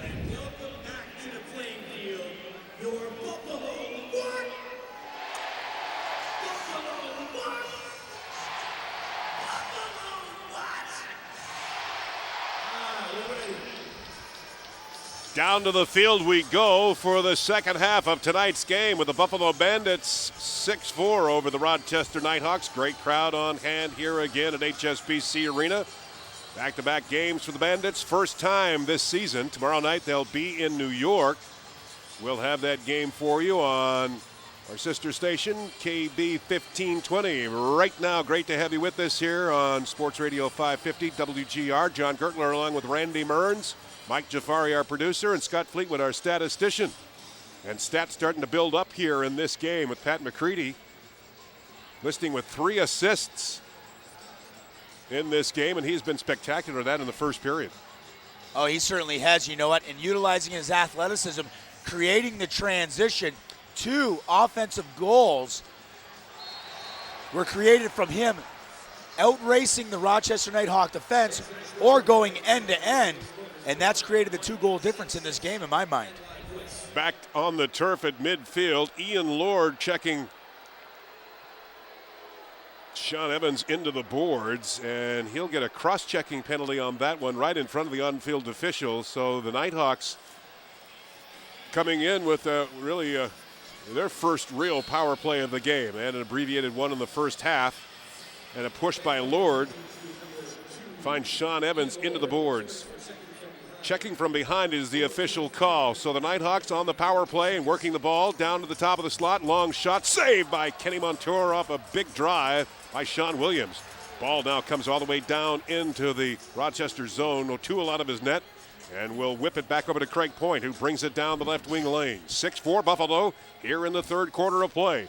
Point, pass along the way over to Williams. Good save by Kenny Montour. Nice pass connection by Rochester. Yeah, and Shawnee Williams has been relatively quiet. He hasn't carried the ball very much. It's been really a Shawnee Evans, I guess, display on that right-hand side. Rochester's going to count on Sean Williams, their leading point getter, to start creating a little bit more offense if they're going to try to get back in this game. Number 1 penalty killing team in the National Lacrosse League, the Buffalo Bandits, 60%. Also got 7 shorthanded goals. They tried an attempt there as Roger Vise was stopped by Patrick O'Toole. Third quarter action, 54 seconds left in the penalty to Ian Lord. 6-4 Buffalo. Rochester setting up on the power play outside the Buffalo line. Evans comes in over the line to the near side, looks for an open lane. Top of the slot, it goes over to Williams. Over the shoulder shot by Henhock, and he scores. Jason Henhock scoring for the Nighthawks, coming within 1. Oh, that's precision pass, and that's the tic-tac-toe. Evans to Williams, throws the behind the back to a Henhock who's sliding through the middle on the move. And a one-timer burying it to the far side low on Kenny Montour. It's a 6-5 ball game. Jason Henhock, his 14th goal of the season. And they come within 1 on the power play. From the draw, Buffalo wins it. Nicely done. Phil Sanderson getting a piece of that one. Joe Smith now with it. As Buffalo prepares, moving left to right, or check that, right to left here in this third quarter of play. In over the line comes Steenhuis, working the ball to the far side. Kersey trying to give Steenhuis some room to move, which he does. Long shot wide of the Rochester net. Rebound jumps along the end boards back out to midfield, and here come the Nighthawks down the left wing lane. Sandy Chapman. In over the line he goes, got an open lane, takes a shot, splitting save by Montour. Oh, and that's a big save by the Buffalo Bandit netminder. Montour to Chapman. Chapman flying down the field. All alone, nobody slides to him. And Montour with the big left pad. Here's Tavares, in over the line he goes, passes it back to the top of the slot. Steenhuis goes to the far side, dishes it back over to Bomberry. Bomberry to Vise, Vise over to Tavares. That ball is taken away from Tavares. Vise backs up, gets the left ball. Far side over to Bomberry with a shot wide of the Rochester net, and the heat of that ball goes way over the glass and into the crowd. Third quarter action, Bandits by 1, 6-5. Third meeting of the regular season between these two clubs. They've split. Buffalo pounding Rochester back in January and then losing in overtime down at Blue Cross Arena. There's a shot labeled on by Henhawk. Shoulder saved by Montour. Rebound checks along the boards to the far side, and Buffalo gets out of their own zone off the stick of Billy D. Smith. Clay Hill brings Buffalo out to midfield. Front door opens up. Out runs Steenhuis along with Kevin Dostie and Croswell along with Micah Kersey and John Tavares. Here is Steenhuis. Works it back over to Kersey. That ball is blocked by Montour. That's going to leave a mark. That certainly is, and that's playoff lacrosse. That's fighting for the spot. Montour just taking the heat off of that Kersey low to low. That one's going to hurt, but that's what it takes if you want to get into the playoffs in the NLL. You got to take it for the team. Montour, perfect example of that. Played over 4 minutes of this third quarter. Buffalo by 1, 6-5. Tavares with the ball, passes it along the way over to Roger Vise. Runs back over to the right point, outside the line. Far side pass now over to Bomberry. Forced all the way back out to midfield. Bomberry over to Tavares. Tavares to Dostie with a shot. And O'Toole got a piece of that one. Rebound along the near boards. Checked along the way by McBride. And now Rochester has the ball, and they'll bring it back out to midfield. Shot clock violation. Real nice play by the Buffalo Bandits. That pick and roll with Tavares and Dostie. Something that we've seen all last year. Dostie having a little bit of a down year, but they run it to perfection. But Dostie can't bury past O'Toole. Rochester struggling with the ball. They're going to have a penalty, I believe, coming up against the Bandits. Yeah, it's going to be a holding call as Shawnee Evans, one of the best stick handlers in the league, has 3 guys collapse on him, and he's tugged to the ground.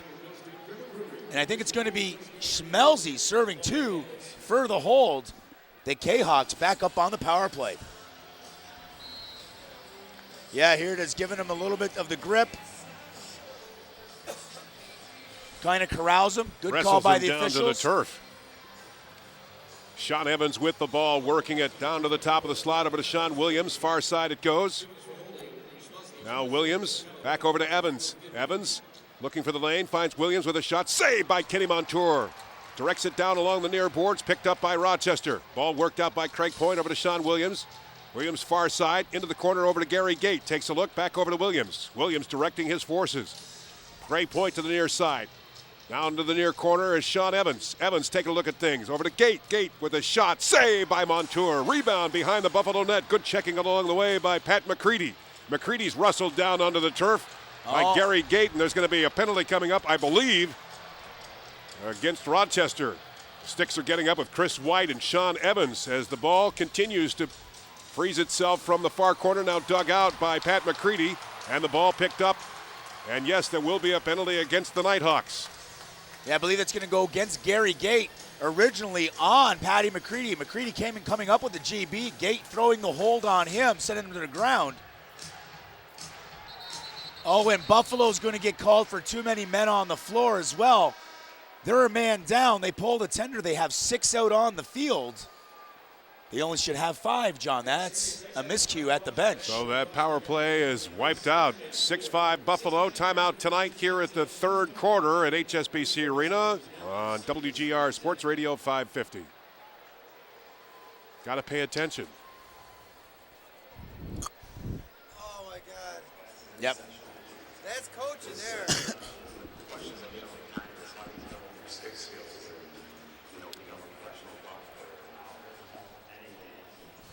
Come on, Fleets. Can't you tell down there?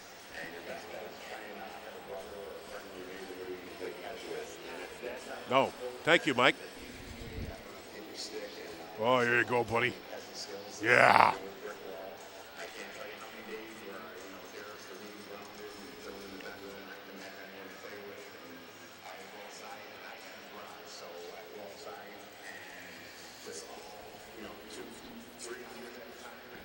That wipes out the power play.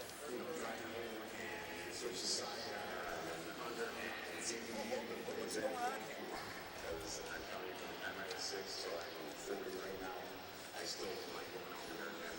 Tonight's game being brought to you by Verizon Fios, Independent Health, Napa, Labatt Blue, Twin Village Recycling, Native Pride, Niagara County Community College, and iEvolve Technology Services. For the latest Bandits merchandise, including the new third jersey, you can stop at the Sabres store here at HSBC Arena. It's open Monday through Friday, 10 a.m. to 5 p.m. and an all Bandits game night. And it'll be next Saturday night as the Boston Blazers come to town. So, what was to be a power play for Buffalo is not. Results into a bench minor. Too many men on the field. But Buffalo has the ball. 42 seconds left, and Kyle Schmelze's penalty. And the Bandits lead it by a score of 6-5. Yeah, kind of a very bad mix-up at the Buffalo bench. Kenny Montour comes out trying to create that 6-on-5, but they had a man in the box, so it's going to be coincidental. They're going to serve. Buffalo's going to serve another one for too many men. Gary Gates serving the holding penalty. Buffalo resulting. Still going to be down by a man with 40 seconds left. Leading it by 1, 6-5. Steenhuis with the ball, looking for an open lane, is pushed all the way back over to the left point as he comes across the line, and then he's forced back out to midfield, waits for that 30-second shot clock to expire, which he does, and now here come the Knighthawks. Right out from the front door. Working the ball to midfield, far side pass along the way. Now over to Craig Point. Point to the top, over to Sean Evans.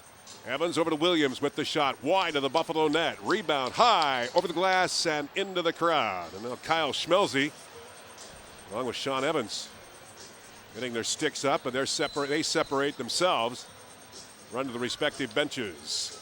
7:59 left to play here in this third quarter. Bandits leading it by 1, 6-5. Host of goal scorers tonight for Buffalo: Roger Vise, Billy D. Smith, Bill Sanderson, Micah Kersey, John Tavares, who has the ball now. Forced back outside the line by Troy Montour and Chris Schiller. Tavares, nice pass over to Bomberry. Bomberry over to Roger Vise. He gets a nice hit along the way from Reggie Thorpe. Right at the 30-second shot clock violation. Wow, and the Rochester Knighthawks, Reggie Thorpe Got on away with here. that one. Laverty, Stevie Toll really pounding the Buffalo Bandits, but Thorpe coming a little high on Roger Vise. A no call by the official. 5-on-5, Rochester ball. Top of the slot we go. Point with a shot. Shoulders saved by Montour, who came out to challenge that ball. Rebound far corner. Collected along the way by Rochester, working it back over to the left point. Point is there. Long shot by Henhock, and Montour got a piece of that one, and it just oozed to the left side of the Buffalo net.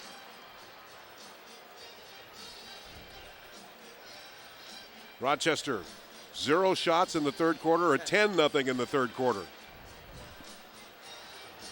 Buffalo by 1. Tavares with a shot, and O'Toole, who stands right at the goal line, met that one.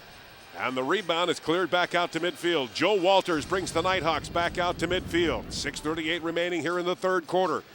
Pass over to Craig Point. Now works it back over to Henhock. Henhock far side. Over to Williams. Lead pass down into the corner. It goes over to Sean Evans. Back to the top of the slot. There's Williams with a shot. Saved by Montour. Rebound jumps back out to midfield. Ball is collected by Schmelze, who turns on the speed. Back behind him is even Lord. Schmelze and Lord. Here's Lord with a shot, and O'Toole makes the save. Good defensive formation for Buffalo. Kyle Schmelze and Ian Lord.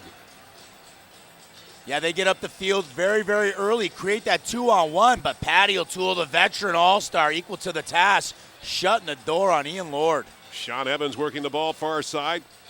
Collected over to Craig Point, who's forced into the corner. Now Evans taking up position from behind the net. Takes the shot, he scores. Now, and you can't keep him off the scoreboard for that long. A miscue by the Buffalo Bandits. Shawnee Evans is a strong right-handed player. More times than not, he's going to come to his right hand. This time he goes around. Bad angle by the Buffalo Bandit defense. And he's left all alone with the reverse backhand, beating Kenny Montour between the legs. It's a 6-6 ball. So Sean Evans scores his 29th goal of the season. Now has a goal and 3 assists in this game so far, and we're back even at 6. We certainly are. Wow. There's 21 minutes left in this game. Gut check for both teams. This is a grind. Both teams are very, very capable. This is where the second chance, the GBs, the grinders, need to step up. And whichever team's grinders step up, I'm going to count it as a W. Long way to go. Buffalo making the transition. Steenhuis brings the Bandits right to the Rochester line. Far side now. Over to Micah Kersey. Kersey Back along the way, over to Croswell, working on this shift with John Tavares as Croswell comes over the line, deep into the corner to Kersey.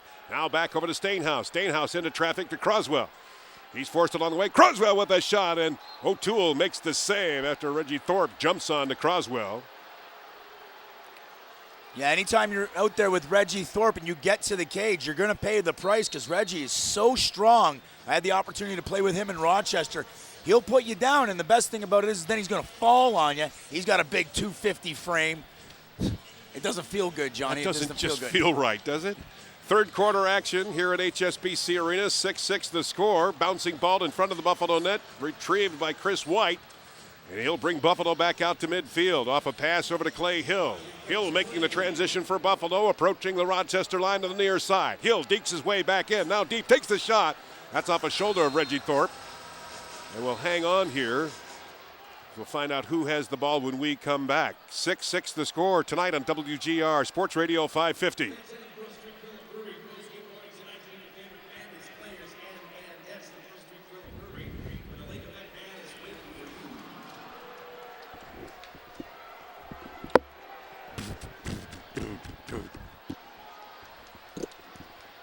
Yes. Okay. Wow. Last goal wins, huh? Again?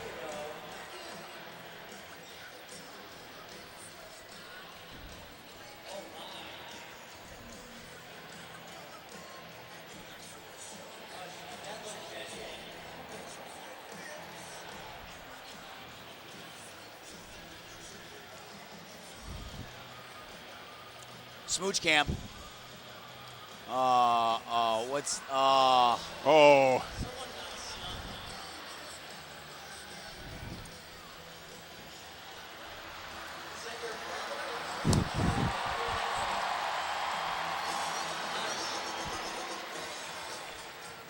Buffalo back into action tomorrow night in New York, actually playing in the Prudential Center in New Jersey against the New York Titans.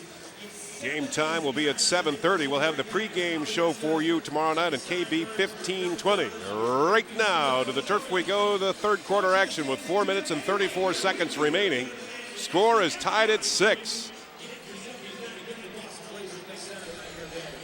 Rochester will have the ball out of their own zone, so Buffalo retreats down to their defensive zone. Shots 39-30 favoring the Knighthawks. Rochester came back after being down 6-4 to tie this game up. Here come the Knighthawks back out to midfield. Led along the way by Sean Williams, entering tonight's game with 50 points. Into the line he goes, directs the traffic, centers it back out in front. Shot by Henhock, shoulder save by Montour. Rebound is collected by Buffalo, and here they come back out to midfield, led by Pat McCready. McCready now working the ball to the right wing side.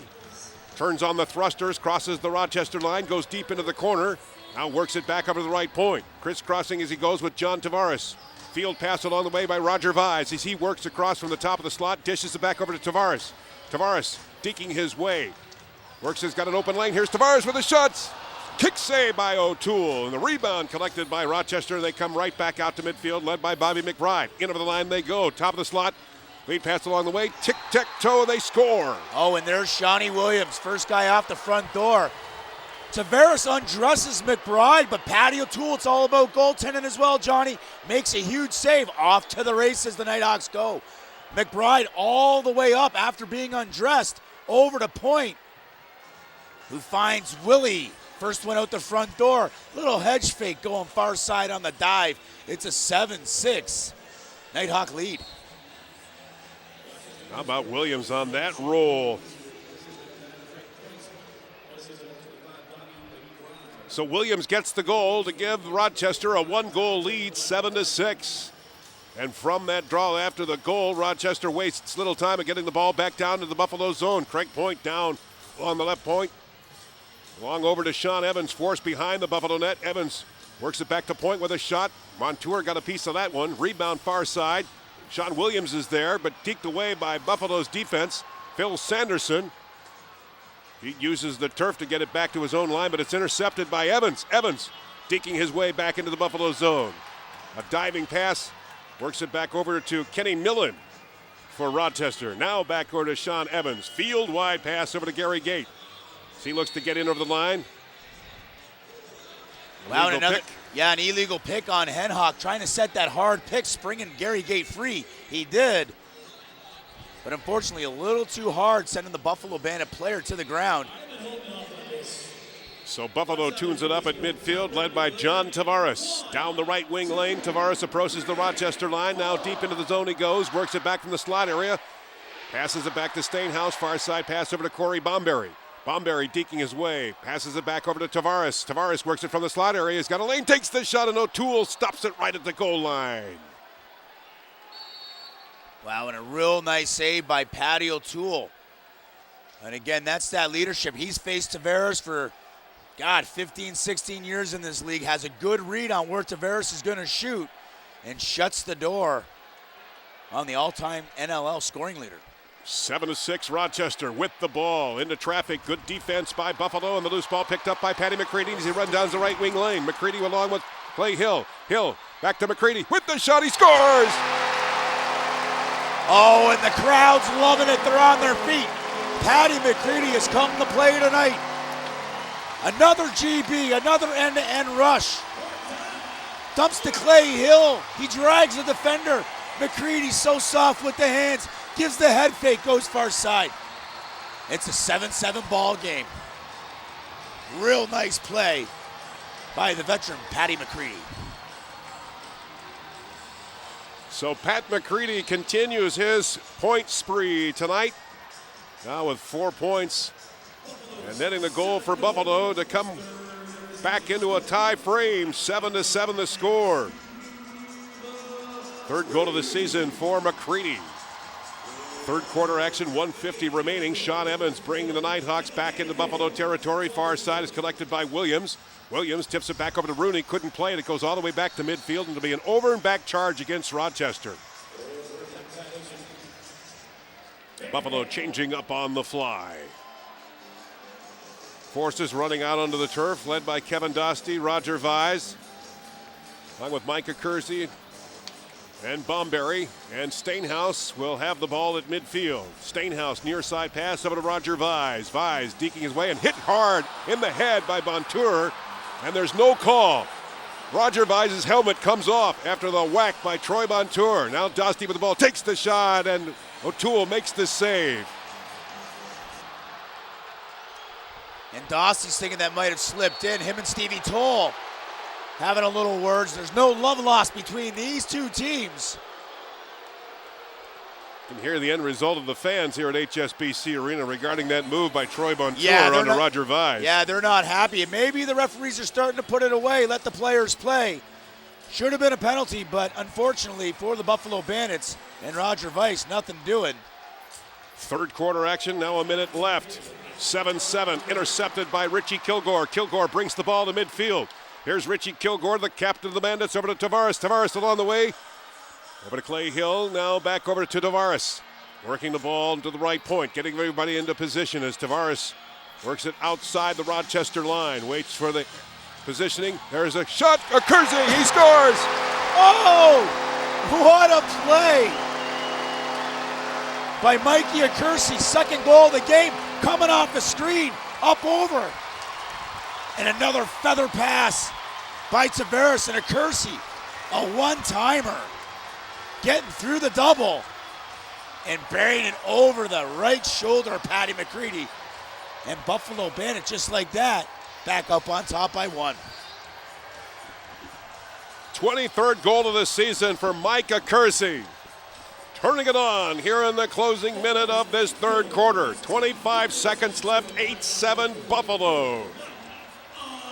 Second goal of the night for number 44, Micah Kersey. Rochester with the ball back down into Buffalo territory, far side. Gary Gate tries to break himself free. Leaves the ball into the corner. In pursuit is McCready. Gate now works it from the slot area, turns on the speed, takes the shot wide of the Buffalo net, over the glass and into the crowd, stopping the clock with 4.7 seconds remaining in this third quarter. And back to action we go with the ball. Out to midfield, but that's going to do it for the third quarter of play. Buffalo by 1, 8-7 over Rochester tonight on WGR Sports Radio 550.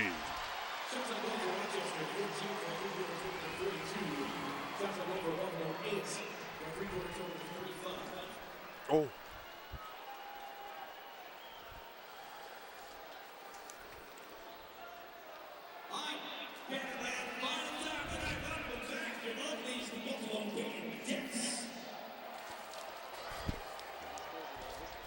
Yeah. Just like they played last time down in Roch. Back and forth. One goal after another. Back, forth, forward, back and forth, back and forth. back. What the heck? The Buffalo Bandits. Ass Polish sausage. Did you get your sausage? Who's going to win? Ditka? Let me ask you this.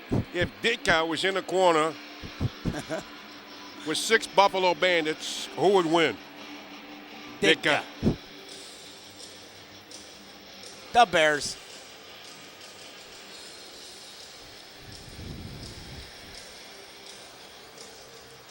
Oh.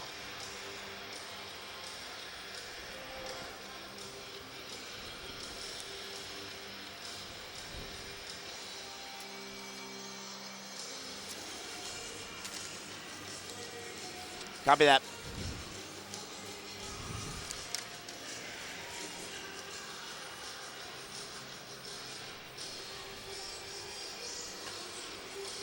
Bandits at home on Saturday night, April 18th against the Boston Blazers, and that means it's third jersey night, so the Bandits want you in your new third jersey as well. You can shop at the Sabres store here at HSBC Arena. It's open Monday through Friday from 10 a.m. to 5 p.m. and at all Bandit game nights, and that'll be next Saturday night. Or you can check out the Bandits' new e-shop, available exclusively at bandits.com. I like the new third jersey, don't you? I like the new third jersey. Shop till you drop. It's all online now, Johnny. Right. I've learned from my wife, everything's online. You can go to Land's End, you can go to J. Crew, you can do everything.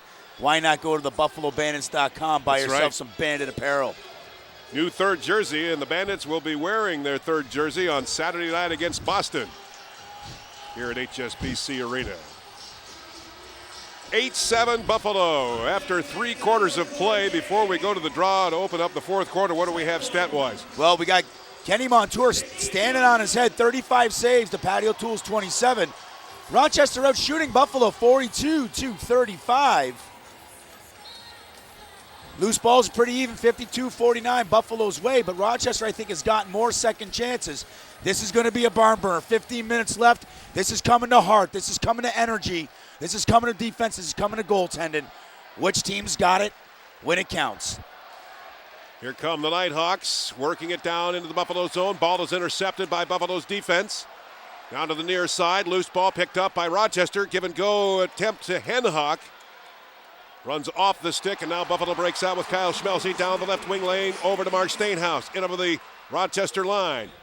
Buffalo moving left to right here in this fourth quarter, leading it by 1, 8-7 as Steenhuis sets up, shot just outside the Rochester line to the near boards. Long shot, and O'Toole comes up with a big save. Yeah, he handles that pretty easily. That was right in the belly pad. Steenhuis from about 35 feet usually gets it to the pipes.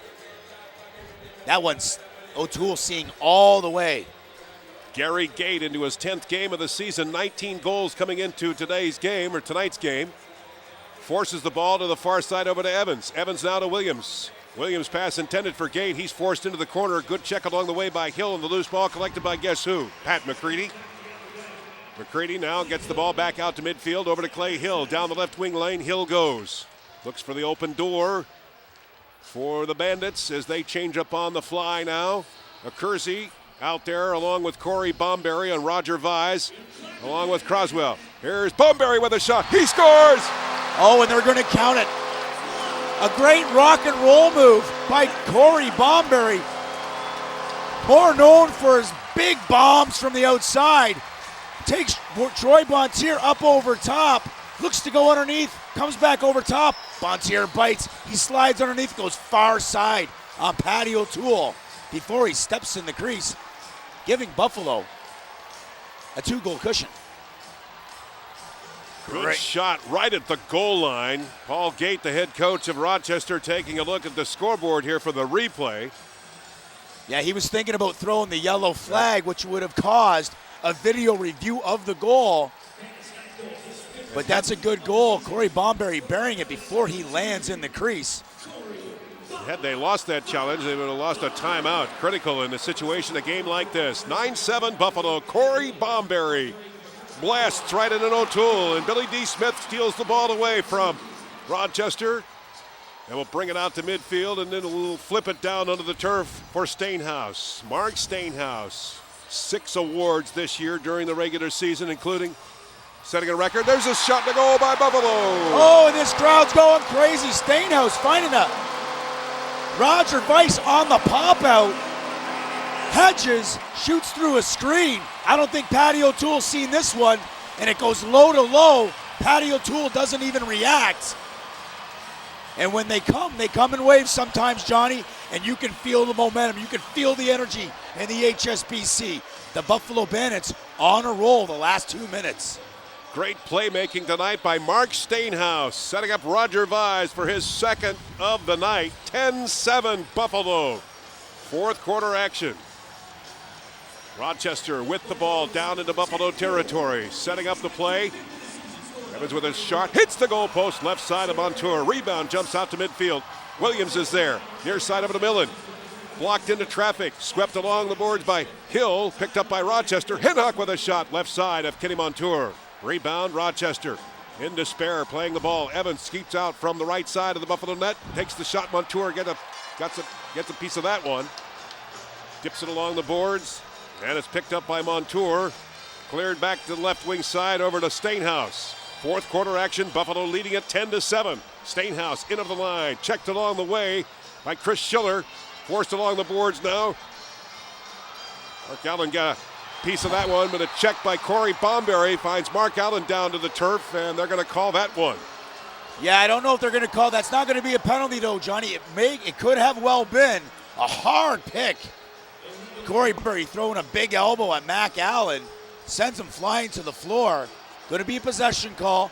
The referees look like they're going to let the boys play. 10-7 the score, Buffalo. Fourth quarter action. Walters from behind the net. To the top of the slot, it goes over to Point. He's forced to the right side, give and go shot to Williams. He scores. Oh, and what a move by Point. The youngster looks to lock and load, slips underneath, looks to lock and load, slips underneath, and finds a streaking Williams on the backside, who's got an empty net because Montour can't get there. It's the second goal for Williams, bringing them back within 2. 10-8 Buffalo. Rochester relentless on that shift, and it pays off for the captain, Sean Williams. And we've got an equipment malfunction, so we'll stop the clock with 11 minutes and 27 seconds left. John Craig, the equipment manager for Buffalo, attending to the right pad of Kenny Montour. And they're timed on this as well. You see the on-field official right next to Montour. What do they have, 30 seconds or something like that to take care of it? Yeah, there's supposed to be a 30-second kind of delay. Equipment manager's got to get on. Equipment manager's got to get off. Johnny Craig doing a fantastic job of pretending he's, Carl Lewis. Get there, tape it up, get off. Fantastic job. One of the best equipment managers in the National Lacrosse League, mind you. Taking care of his goaltender, Kenny Montour. Pretty good sprinter from the draw. Out at midfield. Won by Buffalo. Boy, Phil Sanderson having a great night. Sanderson, along with Lloyd, getting the Bandits down into Buffalo territory. Micah Kersey looking for the hat trick. Works the ball to the near side over the Rochester line. Long shot, he scores! Oh, wow. Patty O'Toole shaking his head again. That's from about 35 feet out. He's been handling them all night long. But when you're on fire, you got to keep on shooting. Micah Kersey just locks and loads over the man that's coming out. A high to low. Squeaks between the pads of Patty O'Toole. Third goal for Mikey Kersey. And it's a 3-goal margin for the Buffalo Bandits.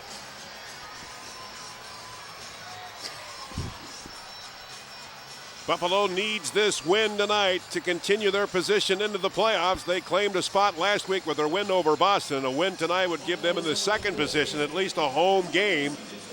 But they're looking for more, particularly with 2 games on tap this weekend. They're playing a very tough Rochester team. Hindhawk with a shot from outside the line. Big save by Kenny Montour, and the rebound is collected by Phil Sanderson. He brings the Bandits down the left wing lane. 10 minutes, 33 seconds left to play here in this fourth quarter. Buffalo leading it 11-8. Sanderson sweeps the ball along as Buffalo changes up on the fly. Kevin Dostie runs out on the turf along. Away to Croswell. Croswell to Tavares. The give and go setup. Tried to make over to Croswell, couldn't do it. Steenhuis gets the rebound, left point. Works it into traffic intended for Vise, backed up by Dostie. His shot goes well wide, right at the shot clock violation. So Rochester makes the transition with ease out of their own zone. Down the right wing lane. Bobby McBride brings the Knighthawks out to midfield. They're changing up on the fly. We played 5 minutes of this fourth quarter. Buffalo leading at 11-8. Rochester setting up the play. Sean Williams from behind the Buffalo nets. Centering it back over to Gary Gate from the slot area. Gate, one-hand pass back over to Williams, who gets into position. Far side over to Evans with the shot. And Montour comes up with a nice save. Rebound jumps out in front. And right out to midfield, swept up by Gary Gate. That resets the shot clock for Rochester, and Gate tips the ball over to the far side. Give and go shot. Save by Montour. Rebound. There's another shot. Big save by Montour again as he splits the ball right to the goal line. Oh, and a standing ovation for Kenny Montour. Makes the splitting save. There's a GB. Another save. Gets the GB. And then another save with the toe. Kenny Montour on fire. And the crowd, as they're saying, they got nothing. 9:05 remaining here in the fourth quarter. Buffalo 11-8 over Rochester. Series of spectacular saves by Kenny Montour. He's going to be tested again as Rochester brings the ball to midfield. Into the line they come with Steve Toll with a shot, and Montour with another shoulder save. Rebound far side over to point. Checked along the way by Ian Lord. Lord tips the ball over to John Tavares, serving his defensive responsibility and bringing Buffalo back out to midfield. Tavares tips the ball along the side over to Accursi. Accursi runs down to the near boards and approaches the Rochester line. Back over to the top of the slot, over to Croswell. Croswell tips it over to Kevin Dostie. Swarming from the far corner. Dostie now setting up Accursi, backed up by Bomberry. Bomberry works the ball over to Vise with a shot. He scores! Oh, and the shot clock was getting low. Vice, hat trick as well. Gets the feed from Corey Bomberry. He's about 40 feet out and goes sidearm to high over to the left shoulder of Patty O'Toole. O'Toole shaking his head, wanting that one back. And that's a laser placement. That's got it all. Roger Vice getting it done for the Buffalo Bandits. Wow. What a night so far for Roger Vise as Buffalo builds the lead by 4, 12-8. We'll take this time out on WGR Sports Radio 550.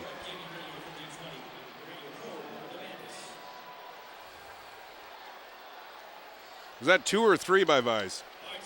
2? 3? Yeah, I think it's 3, right? What a shot. That was from way out, too. Like, that was way out. Yeah. Thank you. That was like 45 feet. That was a bomb. That's like Corey Bomberry-ish. Although I seen it though. See, Corey's I don't see. You just like look for the Fives, he's got just a little bit more of a directive on it, but Bomberry, just close your eyes. Yeah. Look at 50-50 tonight, $2,905. Oh, I like that. Whoa. Wow.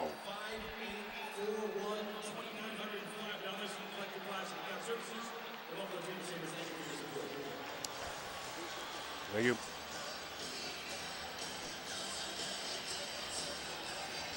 We have certainly enjoyed broadcasting the game this evening here on WGR Sports Radio 550. This is John Gertler along with Randy Mearns, Mike Jafari, our producer, and Scott Fleetwood, our statistician. What a game tonight here at HSBC Arena. Bandits 12, Knighthawks 8, and 8 minutes and 15 seconds left. And Randy, you know it oh so well in this game of indoor lacrosse. Man, it can change within seconds. Well, it can change within seconds. The game was tight. Then it's all of a sudden momentum. This is why home field advantage is huge. This is why the Buffalo Bandits need to win tonight, win tomorrow. Secure some home field advantage because you get the crowd, you get the energy. You get one, the crowd goes crazy. You get two, the crowd goes crazy. And this Buffalo Bandit team is feeding off the energy of the faithful in black and orange. 17,000 strong here tonight at HSBC Arena. And they're loving it. But here come the Knighthawks down into Buffalo territory, setting up the play. Hendhock with a shot. Hit the goalpost, right side rebound. Williams, give and go shot. Hendhock again, stopped, shoulder, saved by Montour. Rebound, Chris White, over to Steenhuis. Steenhuis, down the left wing lane he goes. Trailing into the right side is Tavares. Mark Steenhuis slowing the play down, now looking for an open lane inside the Rochester zone. He's got Bomberry with him. Here's Bomberry. Bomberry working the ball. Give and go shot, save Patrick O'Toole. Saw that one for the left side. Roger Vines was coming along looking for four. Chris Schiller making the transition. Here's Schiller, he scores. Oh, and Schiller able to take his time. Rochester's going to take some chances now. They're down by 4, now they're down by 3. Buffalo gets good offense. They just miss on a streaking Roger Vines. Schiller's already heading up the other way. Easy outlet, he's all alone, nobody around him. One little hedge fake to the far side of Kenny Montour. He can't stop them all, Johnny. Buffalo's going to have to make sure they got one or two guys hedging back, looking to play the D, and not allow Rochester create any transition. Play them 5-on-5 in the defensive end. This is a desperate situation for the Knighthawks, and they're looking to take advantage of it with the ball right in front of the Buffalo net. Reggie Thorpe is there, the veteran defenseman and general manager of the club, working it back down to the far side. Over to Point, Craig Point. Over to Toole with a shot, shoulder save, Montour, rebound, jumps out in front of the Buffalo net, swept along the side. Heavy hitting by Sandy Chapman, forcing the ball along the way, and now a illegal pick. Yeah, that's going to be violation. Yeah, that's going to be a tech call. Sandy Chapman ran through the crease to get the GB. You can run through your own crease, you can't run through the opponent's crease. Tech ref Scotty Malloy right on top of it. Good call, Buffalo ball. Pretty clear and simple for the Rochester Knighthawks. You can clinch a playoff berth with 2 wins and a Philadelphia loss to Toronto. That tomorrow night. Here in Buffalo, the score 12-9 Bandits. Top of the slot is Dusty, and his shot goes wide. Rebound jumps to the far side. Bomberry throws the ball right at the 30-second shot clock violation. Yeah, dump it deep. Let your defensive guys get out on the field. Again, Buffalo playing fantastic when it's 5-on-5. Goaltending is there. They're keeping everything out at bay. They want to play and make this a half-court game defensively. Rochester from the corner, centering ball out in front. Hendhock couldn't do it. Went off the throat of his stick into the far side over to Jamie Rooney. Rooney scoots out right at the line. Field wide pass over to Gary Gate. Dekes his way in. Gate with a shot. That's the left side of Montour. Rebound hits the end boards. On the way down the left wing line is Billy D. Smith. Smith in over the Rochester line. Tried to set up a pass over to Brian Croswell. Overran the pass. And Rochester returns under the speed of Chris Schiller. Tips the ball now to Millen. Millen to the near side. Rochester changing up on the fly with 5 minutes and 44 seconds left to play to this fourth quarter. Bandits are leading it by a score of 12-9. Rochester on the attack. Joe Walter near side. Into traffic area. Deking it away is Rooney, but his backhand went wide. The rebound picked up by Steenhuis for Buffalo. Here's Steenhuis now down the left wing lane, approaching the Rochester line. Buffalo completing their forward change from the front door as Steenhuis hangs on to the ball just into the near corner, scoots out now, gets a couple of swats, gets an open lane. Steenhuis with an over and shoulder shot. That's off the stick of Walter and into the crowd, stopping things with 5:12, and it will be Buffalo's ball. Yeah, but there's going to be a penalty here to the Rochester Knighthawks. I think it's going to be a too many men infraction. Oh, nope, it's going to be a hold on the double to Mark Steenhuis. That's a tough call by the officials. I'm feeling for the K-Hawks and their pain. But nonetheless, Buffalo going to have the opportunity to be on the power play. 5:12 left, they're up by 3. They can soak some time here with the man advantage. So far, the power play not working for Buffalo tonight. 0-2. And just 3 power play shots. Down into the Rochester zone. Buffalo sets up. Steenhuis now to Bomberry, who works the top of the slot. Near side of Steenhuis. Into traffic is Vise. His give-and-go shot went over the crossbar and picked up by the Knighthawks, and they break back out to midfield. Bandits leading at 12-9 with the man advantage for the next minute and 29 seconds as Schiller sits in the box for holding. Knighthawks in over the line they go. To the near side is Sean Williams. Sets up the play now and makes his directions known to his players out onto the turf. Getting into position is Henhawk. Far side is Sean Evans. Ball is picked up along the turf by Kyle Schmelze. He loses his balance and the ball. John Tavares is there. And Richie Kilgour will clear it back to the left wing side. You always can depend on the captain. 4:07 left to play here in the fourth quarter. Buffalo 12-9 over Rochester. Bomberry far side.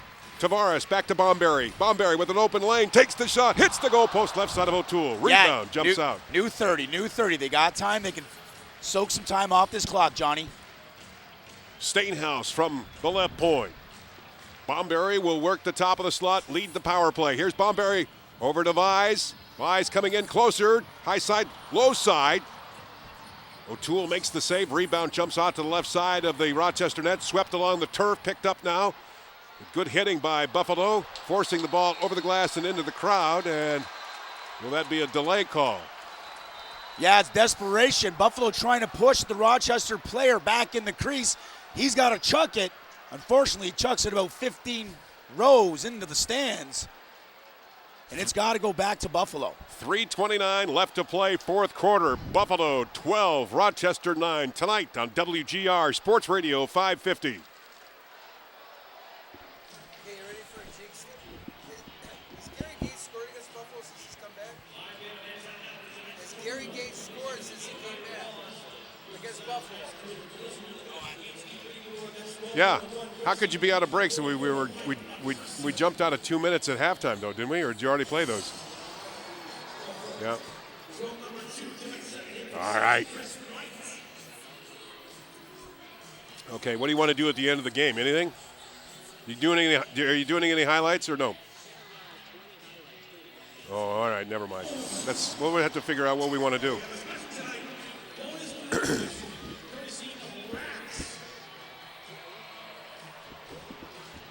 Okay.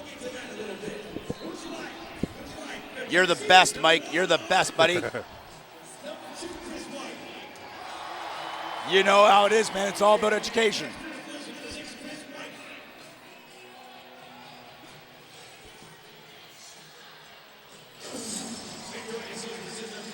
John Gertler, Randy Mearns with you this evening here at HSBC Arena. Buffalo back home a week from tomorrow night against the Boston Blazers. Love to see you down here.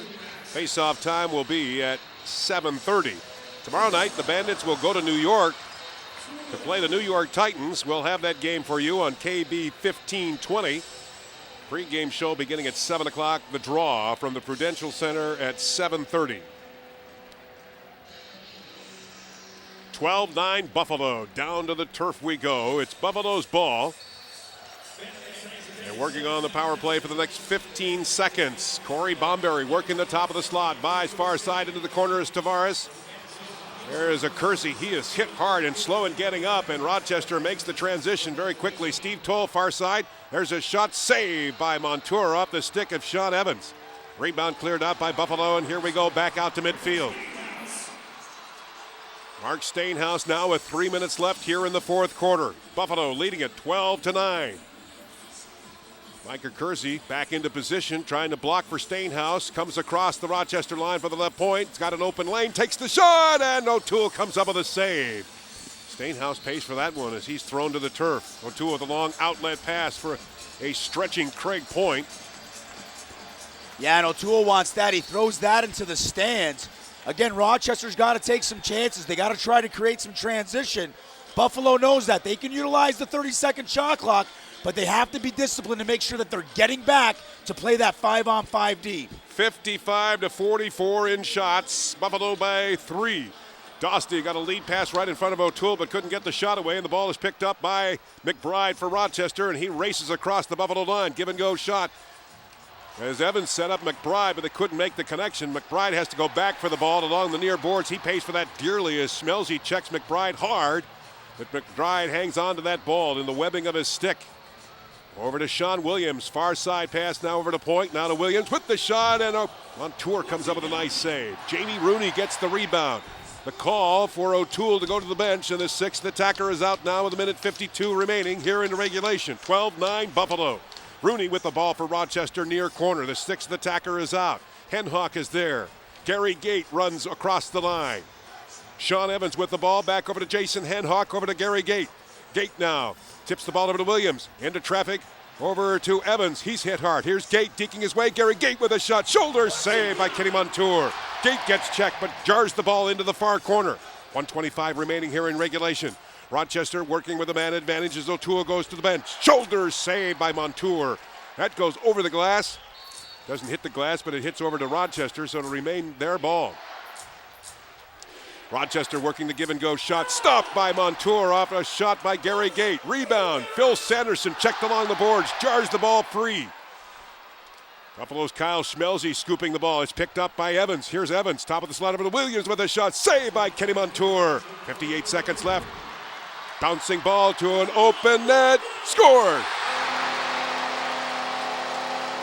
And who is it? Johnny Tavares picking up the GB, playing on the defensive end. Goes coast to coast. 160 feet. And it dribbles into the empty net. And that's all she wrote. A 13-9 margin. 53.7 seconds left. Kenny Montour standing on his head. A Buffalo Bandit victory. 50 saves tonight for Kenny Montour. Wow. Just stopped Gary Gate cold. Under a minute to play here in the regulation. Buffalo 13, Rochester 9. With the ball, Clay Hill with it, takes the shot. O'Toole makes the save. The rebound is picked up by Chris Schiller, making the outlet pass to the midfield. It goes. Troy Montour is there as he powers his way right in front of Montour. And he makes the outlet pass along the way. Steenhuis works the left wing lane over to Richie Kilgour. 20 seconds left. Works the ball back out to midfield. Far side over to Pat McCready. Bandits working the ball well and watching the clock as they do. Bandits will win this one. As Steenhuis remains out to midfield. Fielding the ball far side over to Brian Croswell. And the Bandits win this one, 13-9.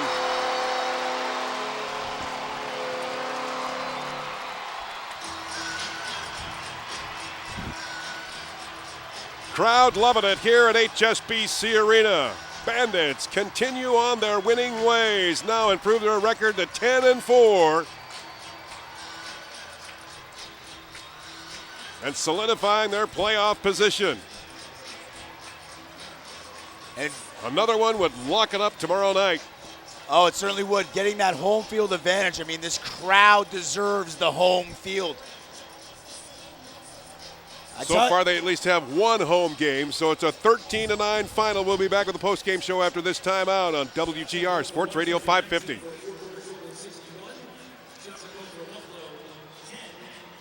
So, what do you want to do with the post-game show, Mike Jafari?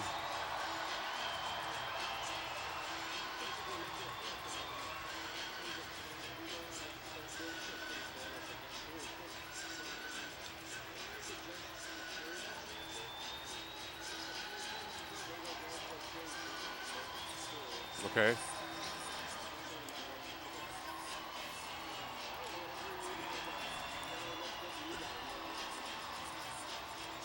Well, we'll pick it up tied at 7-7, and we'll do Micah Kersey's goal that made it 8-7 at 14:21 of the third quarter.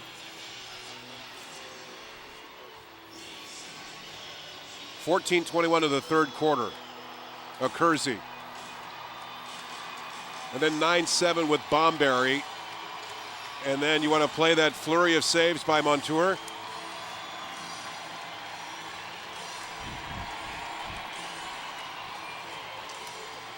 All right, so this is what we're going to do. We're going to do the Accursi goal to give the Sabres the lead. Right after that, it'll be Bomberry.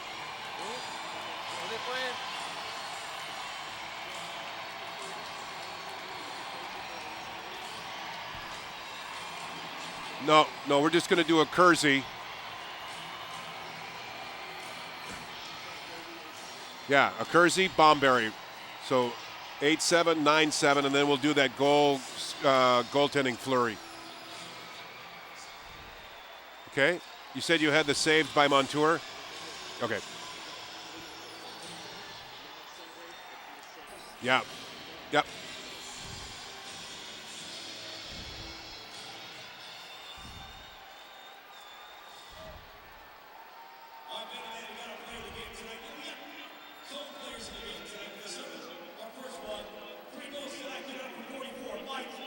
Okay.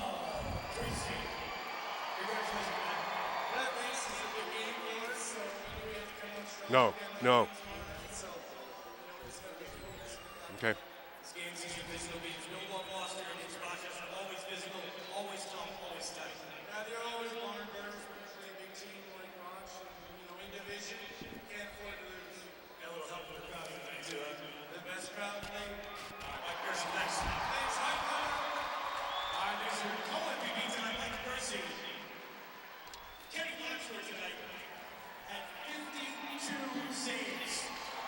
Buffalo big tonight here at HSBC Arena with a 13-9 victory over the Rochester Knighthawks.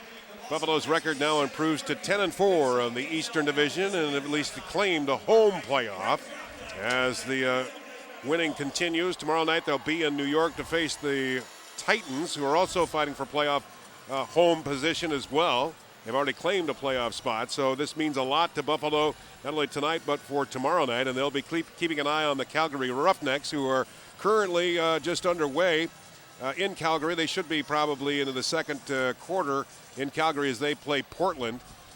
And Calgary will also play tomorrow night against Edmonton. Calgary, the leaders of the Western Division, with a 10-3 mark, but now Buffalo's record improves to 10-4. Game that started out with Billy D. Smith scoring the game's first goal at 3:30, followed by Roger Vise. Buffalo jumped out to a 2-0 lead. Rochester battles back, takes a 1-goal lead. The two teams exchange goals to tie it at 4. We then go to halftime with Buffalo leading it by a score of 6-4, and then Rochester is right back on the track, Randy Mearns, in the third quarter. They played very well in the third quarter of play. Oh, they certainly did. They brought tons of rubber towards Kenny Montour, able to capitalize, regain some momentum to themselves, and got up 7-6 on the Buffalo Bandits. That off Sean Williams at 11-13. Buffalo ties it up at 7-7 at 12:54 from Pat McCready, and then Mike Accursi, just a spectacular night tonight at 14-21 to give Buffalo the new lead.